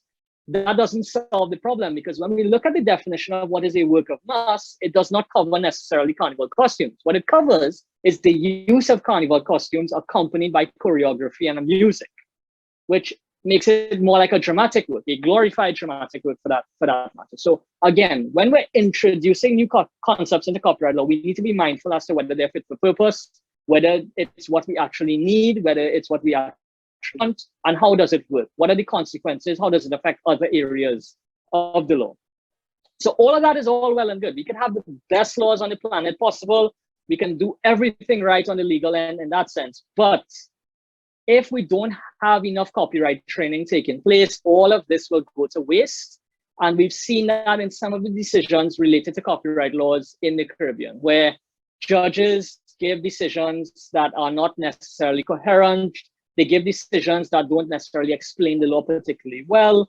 And that's not necessarily to say that's just pure criticism of the judges. It's because judges are, in essence, bound by what counsel puts forward to them in the courtroom. We know this.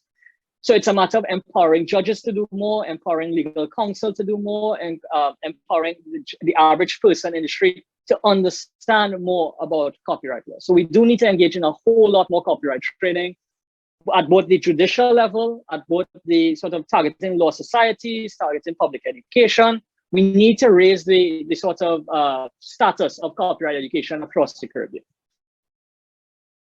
So those are the problems, and I hate always talking about problems, I know, because we always talk about problems in the Caribbean, but not necessarily enough solutions. So what does the future of Commonwealth Caribbean copyright hold for us? Where can we go next?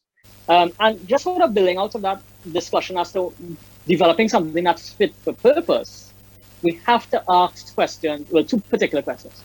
What's the value of copyright to the Commonwealth Caribbean? Why should we pay attention to it? Yeah. What is it worth? Well, the honest answer is that it's worth a lot. It's worth tangible dollars. It's worth foreign direct investment. It's worth a GDP contribution. If we just take the example of K-pop, for example, coming out of South Korea, that has generated billions of dollars in GDP, where either you're attracting tourists to come and see the pop music culture there, record sales, streaming sales, para-Canadian merchandise sales, it all adds up.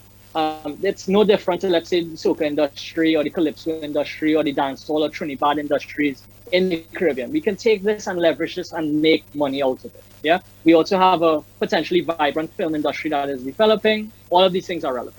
Yeah.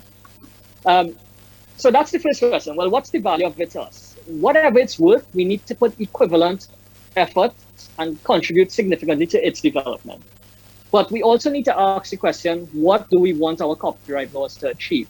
Is it that we want our copyright law to be able to empower people to create more works? Is it that we want people to have greater access to existing copyright works, which in turn can then be used to create more? Is it that we want to just have a greater level of protection for what's already existent? Do we want to, limit access to Caribbean works to the Caribbean? Do we want to go more international? And all of our laws need to reflect these sort of policy decisions. We cannot develop a copyright system at an abstract level. We cannot develop it without asking hard questions and having answers to these hard questions. So in essence, what we really need to do is figure out what's the value of our copyright, how much do we think it's worth, and how much are we willing to spend on it? And secondly, what do we want to achieve through our copyright law? The answers to these questions will definitively affect the scope of copyright law and how we develop copyright law going forward. The second thing that we need to start considering is whether we adopt harmonized copyright laws across the Commonwealth Caribbean, i.e. a single copyright law across all Caribbean countries. And I know that sounds a very tall order, but the reality is that the Caribbean is quite small. We do have a lot of similar cultural traits, and we do have, let's say, a vested interest in promoting Caribbean culture at large. So maybe it's the time that we start discussing a harmonized copyright. And we also, in that sense, we need to also consider maybe having specialized IP judges and a specialized IP court to allow for efficient dealings with intellectual property and copyright law specific matters.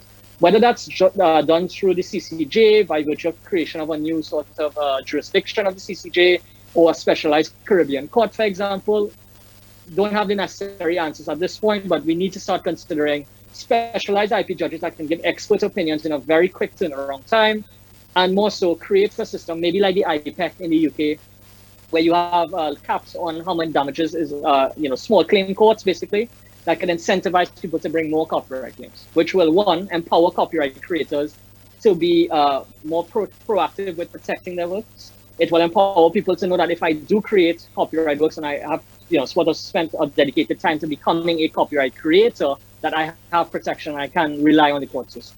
And that will, in essence, boost access to copyright works across the board, to empower the next generation to create. Oh, stuck. Oh, Thank sorry. you Yeah. so much, Dr. Koo. That has been a bowlful. Let us now Yes. wash down with some questions. Sure. You may put your questions in the chat or feel free to open your microphone and go ahead with your questions so we can wash down this bowl full of copyright food that we have just been plated with.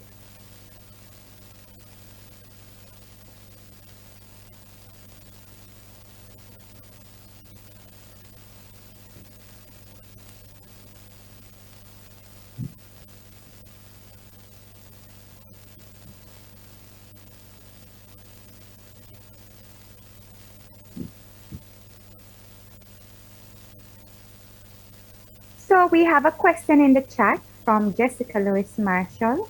How do copyright licenses offered by local agencies facilitate support for the law, or should we seek to amend laws first? Okay, so thanks for that question, Jessica. I'm assuming you're referring to licenses offered by collective management organizations. So whether we're talking in the context of Jamaica, if it's jam copy, jams, etc. It's the case that the Copyright Act empowers those entities to actually give those licenses. So it's the existence of copyright that facilitates these collective management organizations to give these licenses in the first place. What I can say at this moment is that there is a process in place, or rather there is a ongoing discussion about updating copyright laws to better account for collective management organizations and to perhaps, let's say, hold them more accountable. And to make the process more transparent and to make it more customer friendly, if you want to call it that, right? So it's the case that the existing copyright law allows for these organizations to operate, because in the absence of copyright law, then there's nothing for them to license. How it works in essence is that the owners of copyright basically either assign or license their works to the CMOs, who then offer blanket licenses or individual licenses in some scenarios to persons to use the works at large. So it is the case that the laws affect it already, but it's in need of some development, and this is an ongoing process which the World Intellectual Property Organization is assisting the region with. So a research project and subsequent regulations are being discussed.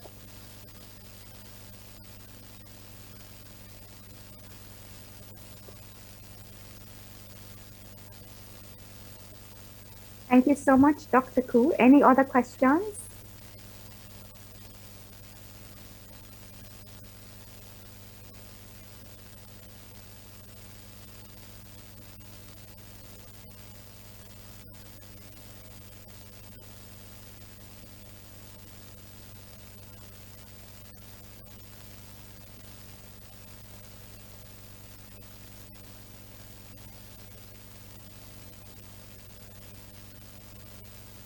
All right, given there are no other questions, any last comments, Dr. Koo? I mean, I guess in closing, what I want to say is that I think we just need to develop greater respect for copyright law, because I don't think necessarily people understand the value of copyright. And I want to say that the IPO in Jamaica, as well as in Trinidad and some of the other countries, have done a really good job in raising basic awareness, but we need to go further. This needs to be incorporated into schools as part of the curriculum and not just one-off presentations. So maybe we need to get this discussion into the primary schools to empower the next generation to have a greater respect for copyright. Okay.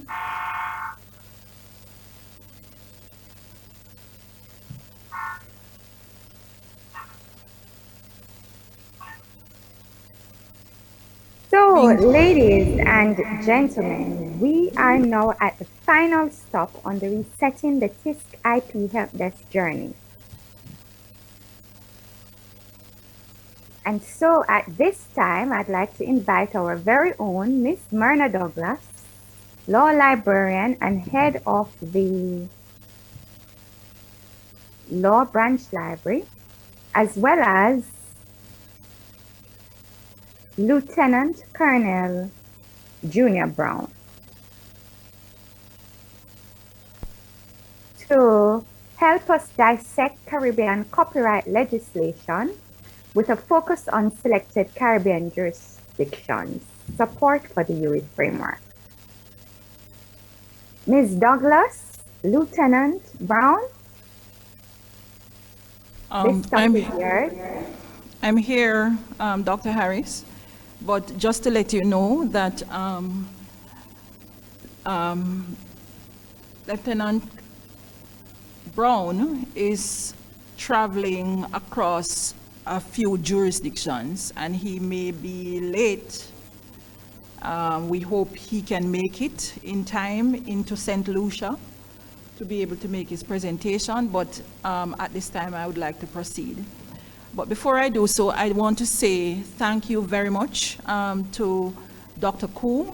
That was an interesting presentation, and I rather like the part where you said that it must be taught in schools, and I'm thinking that you're thinking high schools, because it's important for us to ensure that from that level, that students are aware, the public is aware that copyright is very, very important, and so even children are creators, and they will create their own copyright works, and as such, it must be taught to them how much of a value that copyright is. In other jurisdictions, we'll notice how much money some children are making from their copyrighted works. And so we need to become a commercialized economy to ensure that we can embrace the whole developmental thrust that we are about to face, and we have been facing, but not necessarily evenly across the world. The World Bank recognizes, for example, that copyright works, research work, creative work is very, very important, is a very important part of the economy of various jurisdictions. And so this is very, very important for us to adopt the recommendations coming out of this event today, because the University of the West Indies must take on that role, and we may have to be the actors to ensure that we even infiltrate the high schools in the various jurisdictions across the Caribbean to ensure that this is achieved. Thank you so very much, Dr. Koo, and thank you for really agreeing to present at such short notice. Thank you again. Okay, so now I'm being told that I need to open my camera so that you can see me and you can hear me. I hope you can hear me and see me. Okay. Yes, we can hear you and see you, Ms. Douglas. Right, thank you very much. It would be remiss of me not to share a little about you with our audience, so please permit me to share. So Ms. Myrna Douglas is the head of the Law Branch Library at the Urimona campus, and she is the current president of the Caribbean Association of Law Libraries, CARAL, for the period 2022 to 2024. One describes her as an embedded law librarian who provides individuals, small groups, and full lecture consultations, research support to faculty and students, by conducting instructional sessions for as many courses as she is invited or requested. Ms. Douglas is passionate about building law library collections, teaching legal information and research skills to faculty, campus legal researchers, and students. She provides training and mentorship for law library staff in academia, government, and courts across the English-speaking Caribbean. She is keen on raising awareness by participating in conversations about adding value to the profession and professionals through standard setting, knowledge about copyright, academic and research integrity, and is keen on encouraging legal and other information access to all types of library clients. Please help me welcome Ms. Douglas. Thank you, Dr. Harris. When I hear you speaking about me, I realize that having set the rule for this event, that we should only submit 3 to 5 sentences about ourselves, I did go ahead and break that very rule. It sounded like you were making a presentation about me. So that said, I know that we have been at it all day, and so I will not belabor you too long because I'm going to throw something out to you. I'm going to be as short as possible and then throw something out to you. Now, it's important for librarians, for example, on this UWI campus to know more about the copyright legislation in this jurisdiction. It is important because while that legislation may provide for exceptions, many librarians may very well, we have not done the survey, but we will do it, not even know what exceptions there are under the Copyright Act of Jamaica. And therefore, it is very important for us to get intellectual property, continuing education, and more specifically, the copyright education. Dr. Koo mentioned the need for high schools, and so once we get that skill and knowledge base, then it will also help us to do information literacy, deliver information literacy in our high school as part of our outreach. I do not see Mr. Newman here. I'm not sure if he's online, but that can be a trust going forward for the librarians at UWI Mona campus. Libraries, and I'm saying archivists, librarians, and informational professionals that are on this campus. So part of the TISC IP role and education activities would include that area as well. So the question is, where do we fit in as librarians? Who should librarians be supporting or be associated with? Who are we supporting? Therefore, we must ensure that we understand where is our marketplace, who are involved in our marketplace, who are we supposed to be reaching out to, and having gotten the knowledge about copyright, then it's important for us to determine who we are supporting and who we should be associated with. Of course, I just want to remind you that there is JIPO, our key stakeholder on whom we can rely for some guidance and advice. We can go to their website, for example. WIPO, the WIPO website is available. There's an abundance of information, and you would have seen earlier on in our proceedings this morning that there was a video on the WIPO TISC implementation guide. So even the very implementation of this TISC IP program at Mona campus, starting with the Mona campus, is provided for by WIPO, and through JIPO we can have access to all that information, and of course we have upcoming training that will be offered for us as well. There's also JAM Copy that can give us guidance in respect to our copyright works, and the fact that they are a reproduction rights organization who will help us to manage our rights in that regard. There needs to be education about that within the academy so that we can all benefit from that. And as Dr. Koo rightly said, it's not just a moral right, but it is also, most importantly, an economic right which we must tap into. And I am sure that Dr. Sharon Smith is willing to take on that mantle in terms of our own program of commercialization of these rights within the UWI. So that is important, and therefore, what should librarians be supporting?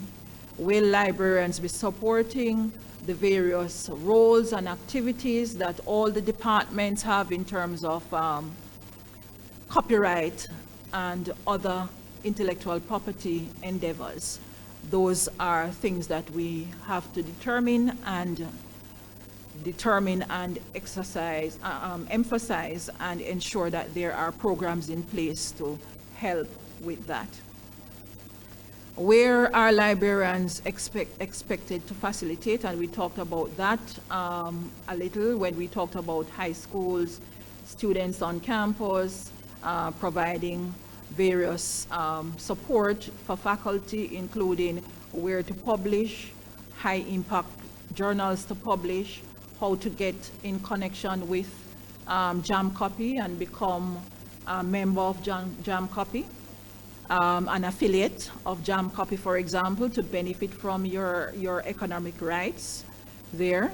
And also in part and parcel of that, intertwined with all of that, is the fact that as librarians, we must be able to facilitate in such a way with the knowledge about the copyright legislation in order to monitor, not just to provide access to, but to monitor copyright and to be guardian of copyright while balancing that with access, and also to act when we know that there is a problem, and that those two, the providing access as well as the balancing of our being guardians of copyright is coinciding, and there becomes a problem that we must know how to act, when to act, and with whom we should have that conversation.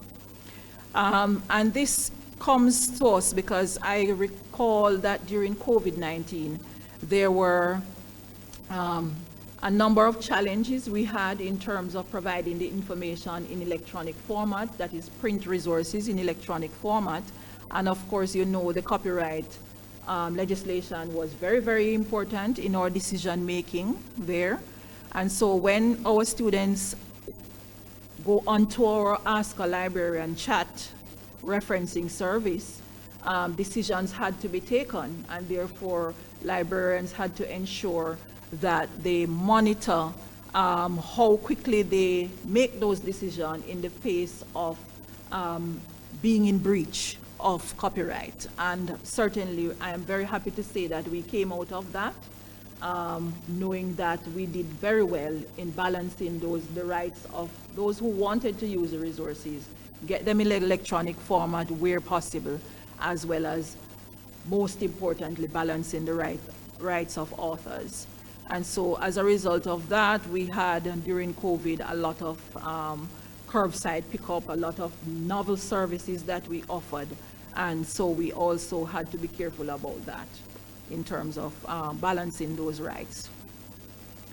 Another reason why we need to ensure that we are aware of the legislation, know what the legislation provides, how we are to operate under the legislation, is that the jurisprudence is developing, and we can look to enlightened society where, in terms of access to resources, and as we move to tomorrow's session event where we have the e-resources fair and contemplate how are we doing in terms of protecting these rights under the Copyright Act of Jamaica, for example, because there are issues and challenges out there. For example, when we look at the case between Online Computer Library Center and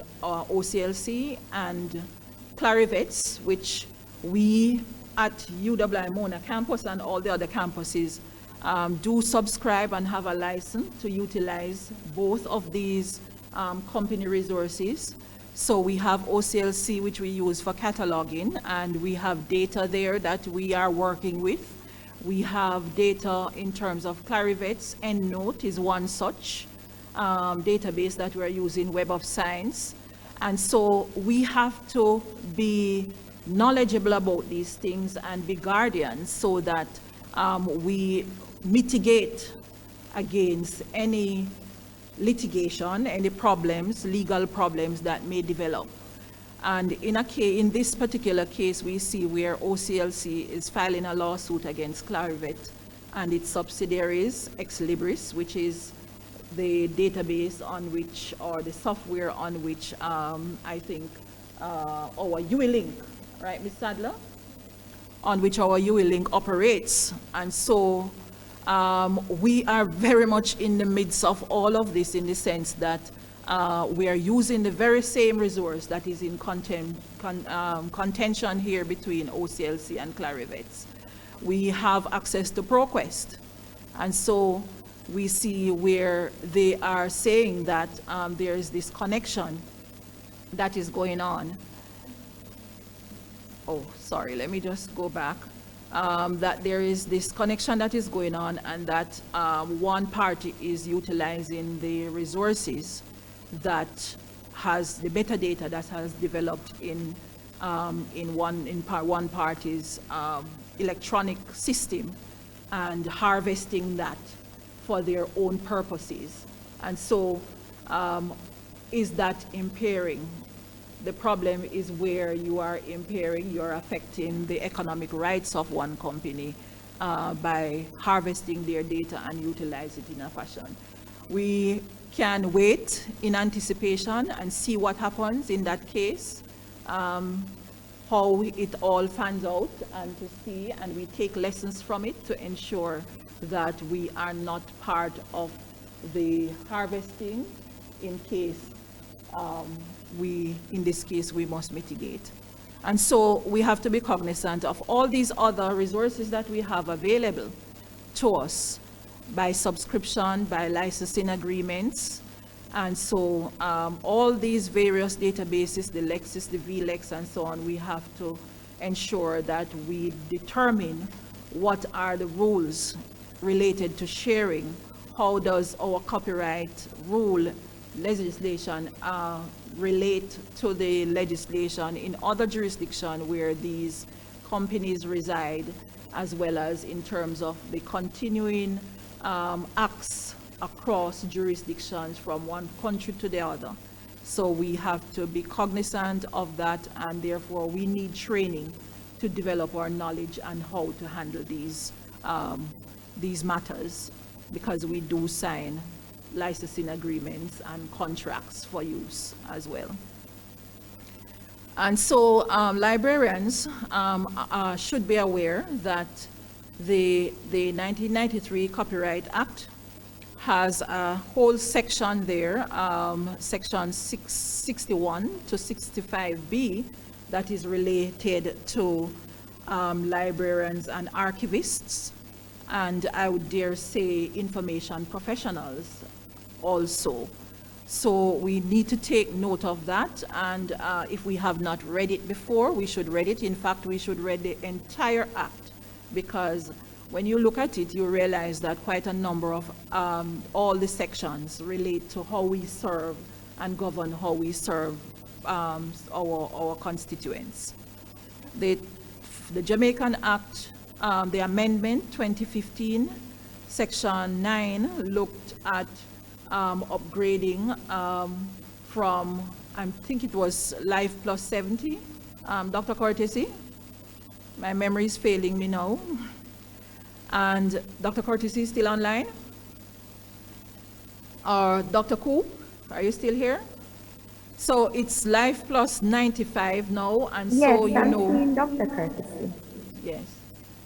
And so you know that in terms of our monitoring, our guardian role as guardians, and how we teach students in this university, we have to make them aware of this amendment so that they know that if they need something and it is not out of copyright, after that person dies, then they would have to wait another 95 years before they can go make full copies of these things and copy in a way that they exceed the 25% that is basically allotted for teaching and learning or for fair use in so many words. And in respect of even the Crown copyright, that is also very important for us to note. And I will tell you about a case coming out of Netherlands in respect of UWI as well, a positive case, a very positive one, that we were able to negotiate some access to resources that were needed by postgraduate students.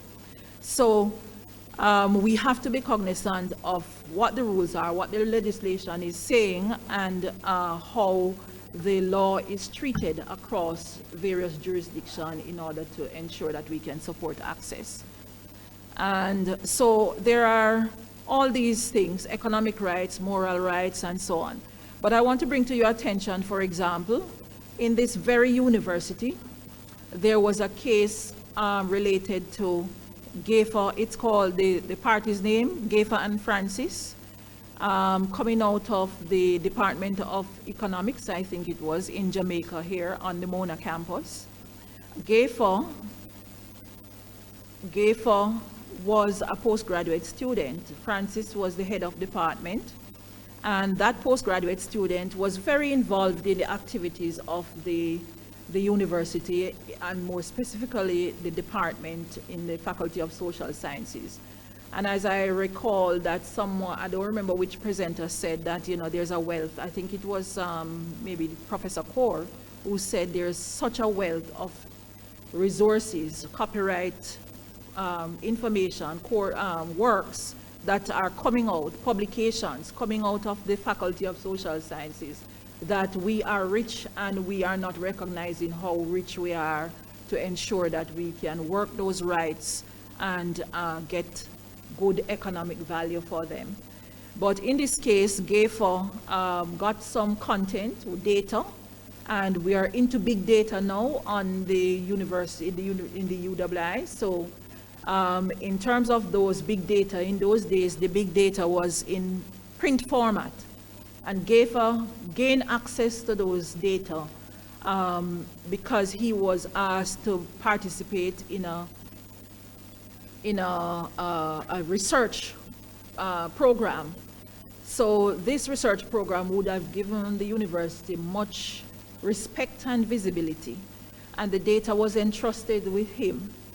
He went ahead and he published a couple of articles using the data, and he subsequently was so excited about all the things he was doing, but clearly at that time we did not have a robust information literacy program. We did have what we taught mostly in foundation courses.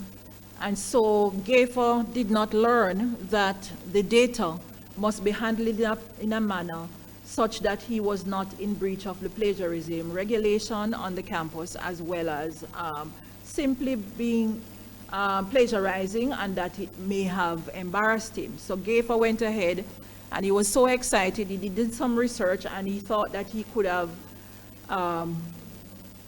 advised the Prime Minister of the day, who during that day, it was in the 1970s, and he asked a very notable professor to set him up in a meeting with the Prime Minister so that he could give him some lot of recommendation as to how the economies should proceed. But when he got that appointment and went to the meeting, it was revealed in that meeting that the data he was using was plagiarized, and that the data set had come from a set that was at the Planning Institute of Jamaica and was given to the department at UWI to embark on that project, which was abandoned somewhere along the way. So I guess GAFA thought that that big data that he had in print there was no longer, nobody knew about it, and that it wasn't available. But even during those times when there were not a lot of computerization, you see there is the matter of long run short catch, as we say in Jamaica. So he was quite embarrassed, and then he was called up at the university. And of course there was always this accusation and counter accusation. So GAFA decided that he was going to bring an action against the university, and more specifically Francis, in tort. Dr. Cortese, are you still there? Because I don't want to speak out of turn and I'm incorrect. I think it was in tort for libel and slander. And it was not brought on the name of plagiarism, because plagiarism is not a legal, it's not really a legal issue per se that the court will consider. But because of the accusation and the counter accusations, what happened is that they ended up in court on the name of libel and slander. But the judge nevertheless spoke at length about the implications of plagiarism in such a prestigious institution, indicating that students must learn to understand that they must cite the sources that they use. And so you see right here, understanding the rights of the author, understanding the rights of creator is very, very important for librarians. And so we have to look to the legislation to remind ourselves that we must teach students how not to plagiarize and to ensure that they're citing and observing the moral rights by ensuring that they cite while they write in order to prevent this kind of action. Of course, GAFA brought the case, the claim against Francis and the University of the West Indies, and he lost. He lost because it was very clear that by the act of plagiarism, he did indeed embarrass the University of the West Indies, and the judges went on and on and on about plagiarism. So you see where our role is related, very much related to the Copyright Act and the fact that students can be in breach. And so, as Professor Kaur said, rightly so, we need to teach our students from the secondary level at least, so that they already know about these, the Copyright Act and the rights they have as well, and how to balance those rights and to ensure that they avoid plagiarism, for example, and we use the works of others, the works of authors, responsibly. So it is important for us to understand the rights so that we do not deprive the authors of their economic and moral rights in any way, shape, or form. So we have to be guardian, for example, to ensure that we do not have students in our libraries using our photocopying machine and just copying away, and copying the entire works. But then, of course, we must also be reminded that there are some exceptions, and they are well documented in and provided for in the Copyright Act of Jamaica. And you see the various sections that here. And here it says, for example, the executive director, they're referring in fact and in truth to the executive director of JIPO, who can assist you to understand and give you guidance, and you can rely on their advice in terms of the intellectual property and how to handle that. And I bring you to that case in the Netherlands with us at the Law Library. We have postgraduate students, and postgraduate students do in-depth research. And a lot of the materials sometimes end up that they are Jamaican material, but they are not anywhere in this jurisdiction. And they end up being in far places such as the Netherlands, where it's a totally different Copyright Act. And so that balancing and that negotiation must take place. So for that to take place, then on this end, we have to understand the Copyright Act, And on their end, they have their Copyright Act. And for example, in this particular case, we discovered that a particular piece of resource, a research material, was written by a Jamaican, I think, those Christian, what they call them, during after slavery, missionaries.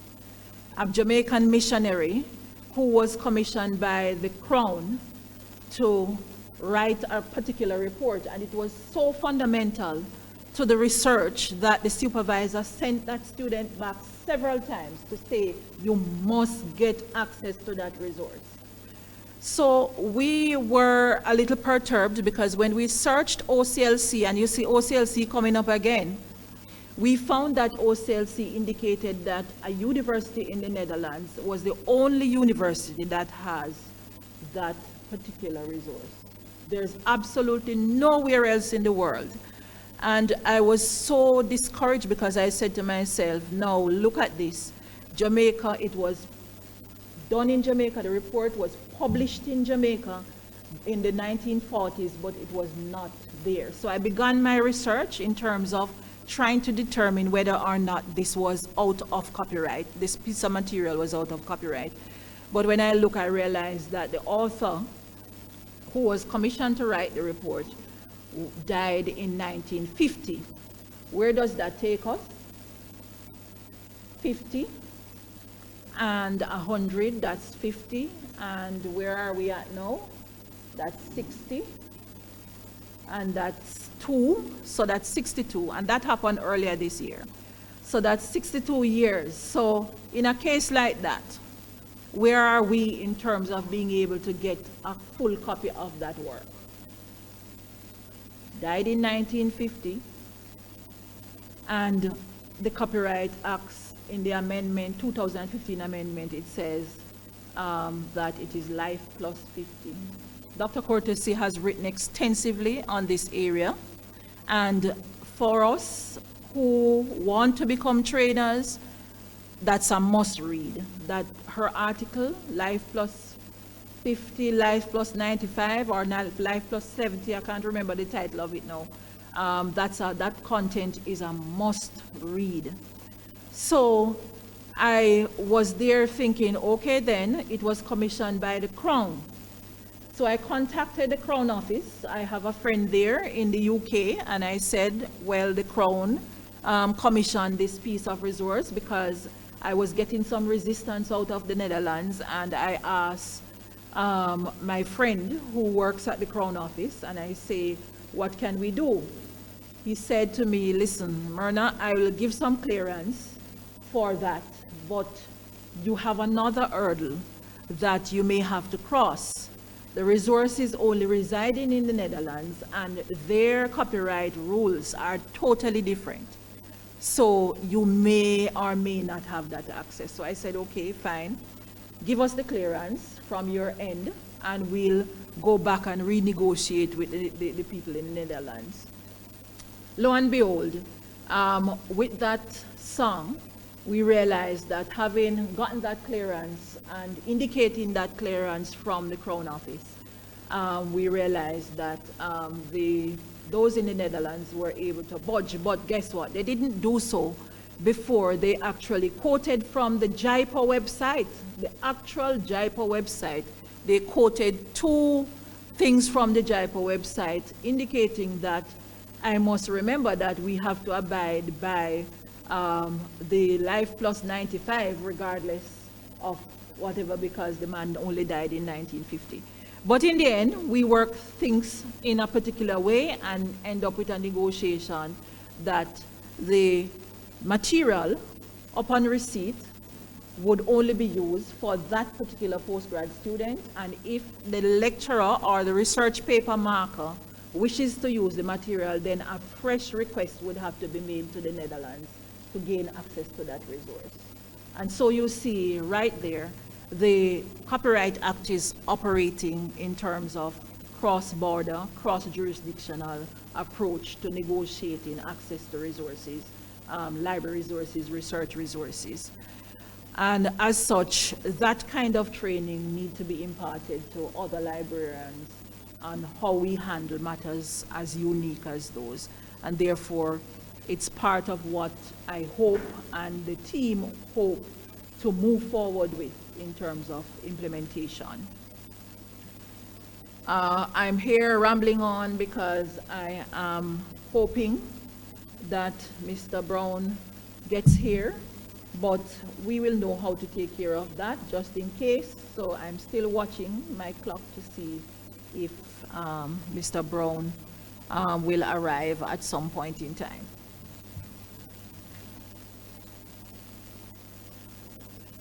And Thank indeed, you so much, Ms. Douglas. I'm not finished. Can I still continue, Chair? Yes, Ms. Douglas, you may. So I'm still rambling on so that we hope that Lieutenant Colonel Brown arrive. Okay, so various sections apply apart from section 61 to 65 of the Act, where those rights are, those exceptions are in terms of the Copyright Act, and therefore we must explore some of these other sections. So you see where we have some responsibilities as librarians and information professionals. Thesis scrutiny. That's one way of ensuring that we're guardian of copyright. In those theses, are we seeing where students are citing or not citing? Are we seeing where students are introducing material that copying sections of materials, inserting that in their paper, in their research paper? Are they avoiding plagiarism? Are they ensuring that they access Turnitin? Are we directing them in those so that they can abide by the various rules? And we have to be knowledgeable about other things like publication by, thesis by publication, where students will indeed harvest a part of the works of another and insert that in their paper because there's some level of research approach, the research model that they're doing would maybe thesis by research paper or thesis by examination of other works done by other authors. So those are educational opportunity for us to learn about that. So we see, we can examine the acts and see whether they're in breach or not. And so the JIPO stakeholder website is very, very important to all of that. And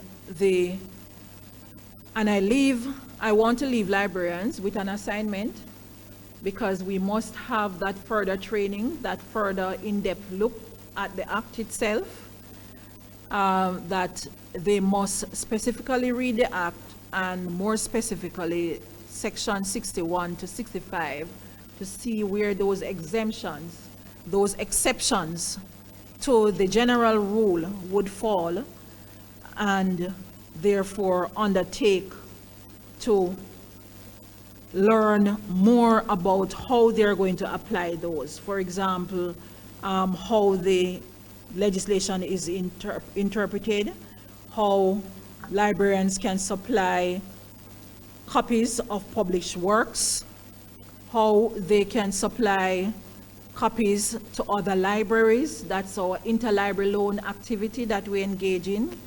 How we can place copies of works, replacing copies of works. For example, we have a preservation and conservation program here, and there is the section 64 of the Copyright Act allow librarians, archivists, and other information professionals to replace copies of works where that work is no longer usable because it is in such a bad condition. But the Act specifically states what and how, in terms of how is it replaced, what is being replaced, how it is being replaced, and what should happen to that copy. So you can copy it in its entirety. You can use the photocopy of that to replace what you had, but it also stipulates what happened to that old copy that you have. And also the copying of unpublished works, because we need to understand what the legislation said about unpublished works, because there may be this myth among many of us that because the work is unpublished, copyright is not vested in it. And you would be rudely surprised, because it might be unpublished work, but it is work nonetheless, and that work may very well have been registered at JIPO or elsewhere. They may have done the poor man's copyright by mailing to themselves. They may have deposited a copy of this unpublished work at the National Library, and therefore the copyright is vested in it from the very moment the work was created. So knowledge about what is that, what is what, and how it is copyright is vested is very, very important for those stakeholders who are providing service access to copyrighted works. Persons with print disability, for example, is specifically stated in there under section 65A, where it says that persons with disability, you may be able to scan entire works in such a format that persons who are blind but not deaf can hear the work by scanning it, transforming it from print into electronic format, but it must be that only those persons can have access to that material when scanned for that particular purpose. So that is also important, and the fact that there is also a section where it says, I'm trying to remember where it says that section of the act that says that if the person tells you something, for example, someone say, guess what, I am blind, I am legally blind, and so I want this entire work to be scanned because I need to use it, and he comes into the library with a cane, walking around as if he's blind, knocking his cane on the chairs, trying to get his way through, eyes half closed. And so he would have lied to you about that. The act provide for that as well. So in the event that it is found out that the information he offered you for you to have made the copy is incorrect, it was not true, then he can also be prosecuted. So the truth is that we have to also learn of the consequences, know the consequences, and then the fact that he would have made a declaration, and that is why librarians must try to get clients who come with that kind under the rules of exception in the Copyright Act from section 61 to 65B. They must sign a declaration to ensure that they really fall in the category for exception, because they can be prosecuted for what they have done, right? And so the fact that you did it as a librarian doesn't necessarily put you in a pickle, especially where you have a signed declaration that that person would have indicated something that is not so, to cause you to have made the copy, right? And I'm trying to explain it in as layman term as possible. I don't want to use these legal language like all the other lawyers on campus, so that you do understand. So it's very important, and I can say, how do we achieve more awareness? There will be need for training of librarians, upgrading the knowledge and skills and understanding of their roles in the UII. training of students so that they are more aware about their copyright rights and responsibilities. In particular, postgraduate students who have theses that are publishable in book format and can get their works published as print on demand, so that they can commercialize and monetize their works. What are their rights? What are their responsibility? And of course, at this time, the university, they do have rights, and there are release forms that are signed, for example, in the West Indies and Special Collections, when you go there to do research, for you to be able to use those theses. But certainly, we have a wealth of information there in terms of a thesis collection and other resources, and how do we migrate those from print to electronic format without impairing the rights of the authors of those theses, and also the rights that the university may have vested in this examined or examinable work for grades. So there's some economic right there in terms of how the university can utilize the resources. So students have to be brought up to speed. Some faculty members have to be brought up to speed, and training for publishers as well. There we have a publishing house on campus, on all the campuses, I think, or accessible to all the campuses. And also training for creators so that they can be more aware of their rights, because there's a lot of works being created on this very campus, on the Mona campus and all the other campuses. And so sometimes they're not even aware that they have rights vested in their works, from, especially copyright, from the inception, from the very moment that those works were created. And so they can work those rights and benefit from those rights. And one of the benefits you can get from those rights is that we have to make them knowledgeable that even their heirs, their children and grandchildren, can benefit from those rights in terms of royalties. All right, because it is a tangible, intangible right that they can, it's an economic right that they can benefit from generation to generation.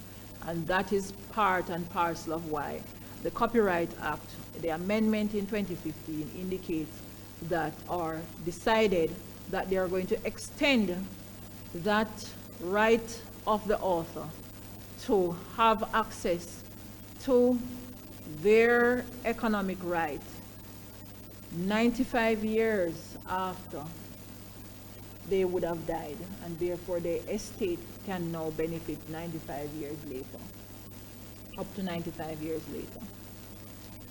I think that's where I end. And do we see Mr. Brown online at this time?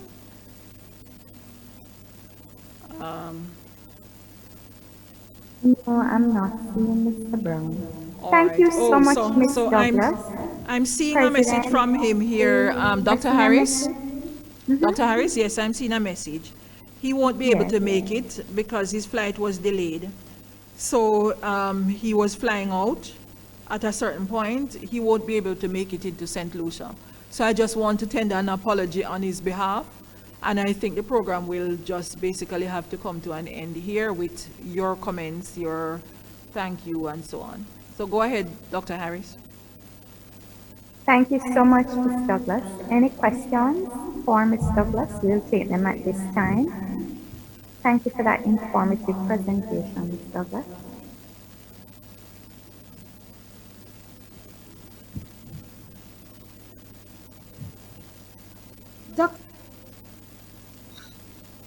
Dr. Harris? Yes, Ms. Sadler. Please go ahead. Just a point of clarification.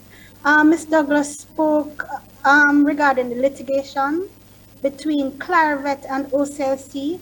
It will not impact any product that the university is currently using, because it actually relates to a new product that Clarivet is trying to create called Metador, And so what has happened is that OCLC has taken out an injunction to prevent the creation of that product because OCLC deems it to be in direct competition to WorldCat. So I know she mentioned ULink, and it will not impact any platforms that we're currently using. So I just wanted to make that clarification. All right. All the clarification is there in terms of what is really happening in terms of the facts related to the case. What we have to remember that it's a new product being discovered, being developed, and they're trying to stop them from developing the product itself. But that does not mean that at the conclusion of the trial that they would be stopped, and therefore we have to still be aware about matters such as these, because it may very well be that at the end of it, because they have not been able to get that injunction to finally stop them from developing the product itself, because they may change their strategy or something. And we must be aware of all these new products and existing products that we are using, because you never know when someone will decide that they're going to harvest from the various products that we ourselves are doing. And so we are at potential risk at any given time for any given product that we purchase and that we have a license to use. So we have to ensure that we use that responsibly. And in terms of even the IT department, the IT must be aware of these attempts at harvesting from one licensed product to another, to ensure that our networks are so bolstered, so strictly monitored and protected that such an harvesting does not take place even on the platform where there is the possibility of remote access and remote removal or harvesting of resources. So we have to ensure that we are ready and knowledgeable about this kind of lawsuit. So it's not a disagreement about whether or not we have the product, it's about our awareness that all these products produced by these two parties or other parties that are not in this case lend themselves to a possibility, because part of the claim of one party to the other in this particular case is that one party is influencing their clients, and their clients include university and university libraries, influencing their clients to do certain things that are offensive to the other party. So you never know when a company that you subscribe to, you have a license to use, will engage in this kind of behavior, and so put you at risk for litigation. So we have to be vigilant. Thank you. Thank you so much, Ms. Douglas. Indeed. Indeed. Any other questions for Ms. Douglas?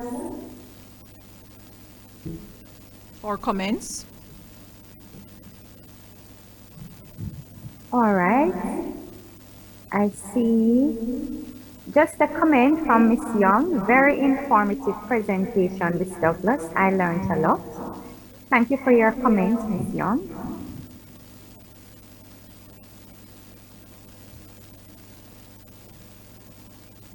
Thank you, Ms. Young, and thank you all for having listened to me. Of course, there is more on, because with TISC and IP program, we are going to be having a robust set of training, and so the training goes on. Ladies and gentlemen, we are now at the close of what I am sure you will agree has been a very enriching day. Getting to this point in the program involved the commitment, collaboration, cooperation, and goodwill of numerous individuals within the library organization, within the wider university community, outside youth, such as JIPO and WIPO. An event like this could not have happened overnight. It required careful planning and a bird's eye for details. The wheels began rolling weeks ago, and we have been fortunate enough to have had an excellent driver, along with a team of well-motivated, results-oriented, and dedicated colleagues. Mine is the formidable but very pleasant task of thanking these planners, contributors, and collaborators. I consider it a privilege. And so, on behalf of the library staff at the University of the West Indies, Mona, and on my own behalf, I would like to extend a very, very warm thank you to the UE Mona innovators, the Mona Office for Research and Innovation, MORI, the Mona Entrepreneurial and Commercialization Center, MEC, the Jamaica Intellectual Property Office, JIPO, World Intellectual Property Organization, WIPO, for their support of this event. Ms. Rosemary Runcie and Mrs. Louise Marshall for prior opening remarks and welcome, which created such a pleasant opening to the day and formally secured the presence of our Supreme Being who makes all things well. To Ms. Myrna Douglas, the able captain of the ship who chaired this event. Your well-timed remarks and gracious direction lent an atmosphere of warmth to the occasion. Thank you so much to our presenters, Dr. Natalie Courtesy, Mr. Jason Wongsom, Ms. Lily Claire Bellamy, Mrs. Lalita Davis Mattis, Dr. Justin Koo, Professor Daniel Kaur, Ms. Fojan Norizi, Ms. Myrna Douglas, who executed their task with such knowledge and enthusiasm.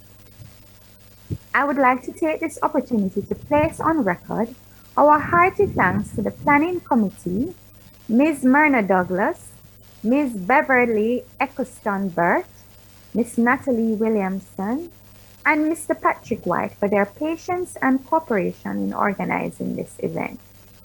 I must mention, too, our deep sense of appreciation for Mr. Cedric Palmer, Ms. Audrey Sadler, Ms. Karine Bourne for their technical and logistic support. To our sponsors, may you be bestowed with multiple blessings in return for your indelible contribution to the Mona Library.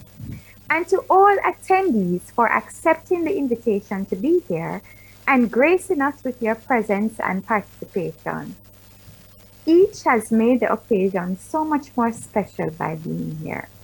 So, to end with the sentiments with which I began, to all who so willingly and selflessly gave of their time, resources and skills, and at times going beyond their comfort zones to make this occasion so memorable, a big thank you.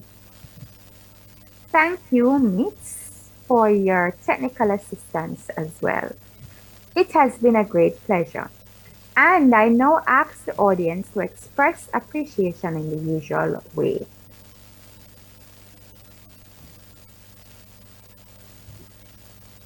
Thanks to you, Dr. Harris, for your undying support those hours of night. And I just want a big special shout out to Miss Lawrence, Karine Lawrence, and Miss Sadler for keeping me up all night, almost last night, and keeping me on my toes so that it would be a successful presentation here today. Without you, I don't know what I would do. Dr. Harris, I really don't know. You're a tower of strength in all adversities, in all situations. You are just there, assisting and just making my life much easier in all of this. I do not want to close this meeting without acknowledging the presence of Ms. Sophia Preston from the Office of the Principal. The principals, I'm not sure if she's here as a representative to the principal, but I acknowledge her and I thank you for having come to listen to us today, Ms. Preston, and I hope that you will take the take the news back to the principal that it was a successful event and that for the future we are relying on his support and good graces. We really appreciate your presence here today. We're not going to close, certainly not, without saying thanks to Mr. Francis. Mr. Francis, one of our custodians at the library here, he has been with me throughout for weeks, doing stuff for me, assisting me, and just moving stuff about. And I just want to let you know that Mr. Francis volunteered and delivered Dr. McLaughlin's present to her in her office while this session was going on. So thank you, Mr. Francis. I really do appreciate you. You know, just, Dr. Harris? Yes, you are welcome, Ms. Douglas. And so, ladies and gentlemen, once again, thank you all for coming and good afternoon. We look forward to seeing you at tomorrow's event, our e-resources fair. Have a good afternoon. And I think we have the customer service as well. It's not an event per se, but rather an infiltration of all the branches, the library branches on campus, with a whole robust set of activities showing appreciation to our students. Certainly in the law library, you will be treated with a little bit of music and dancing, probably give you a couple of gifts there. So if you come look for us across there, we'll show you some love. We'll show you some love and appreciation. Thank you so very much.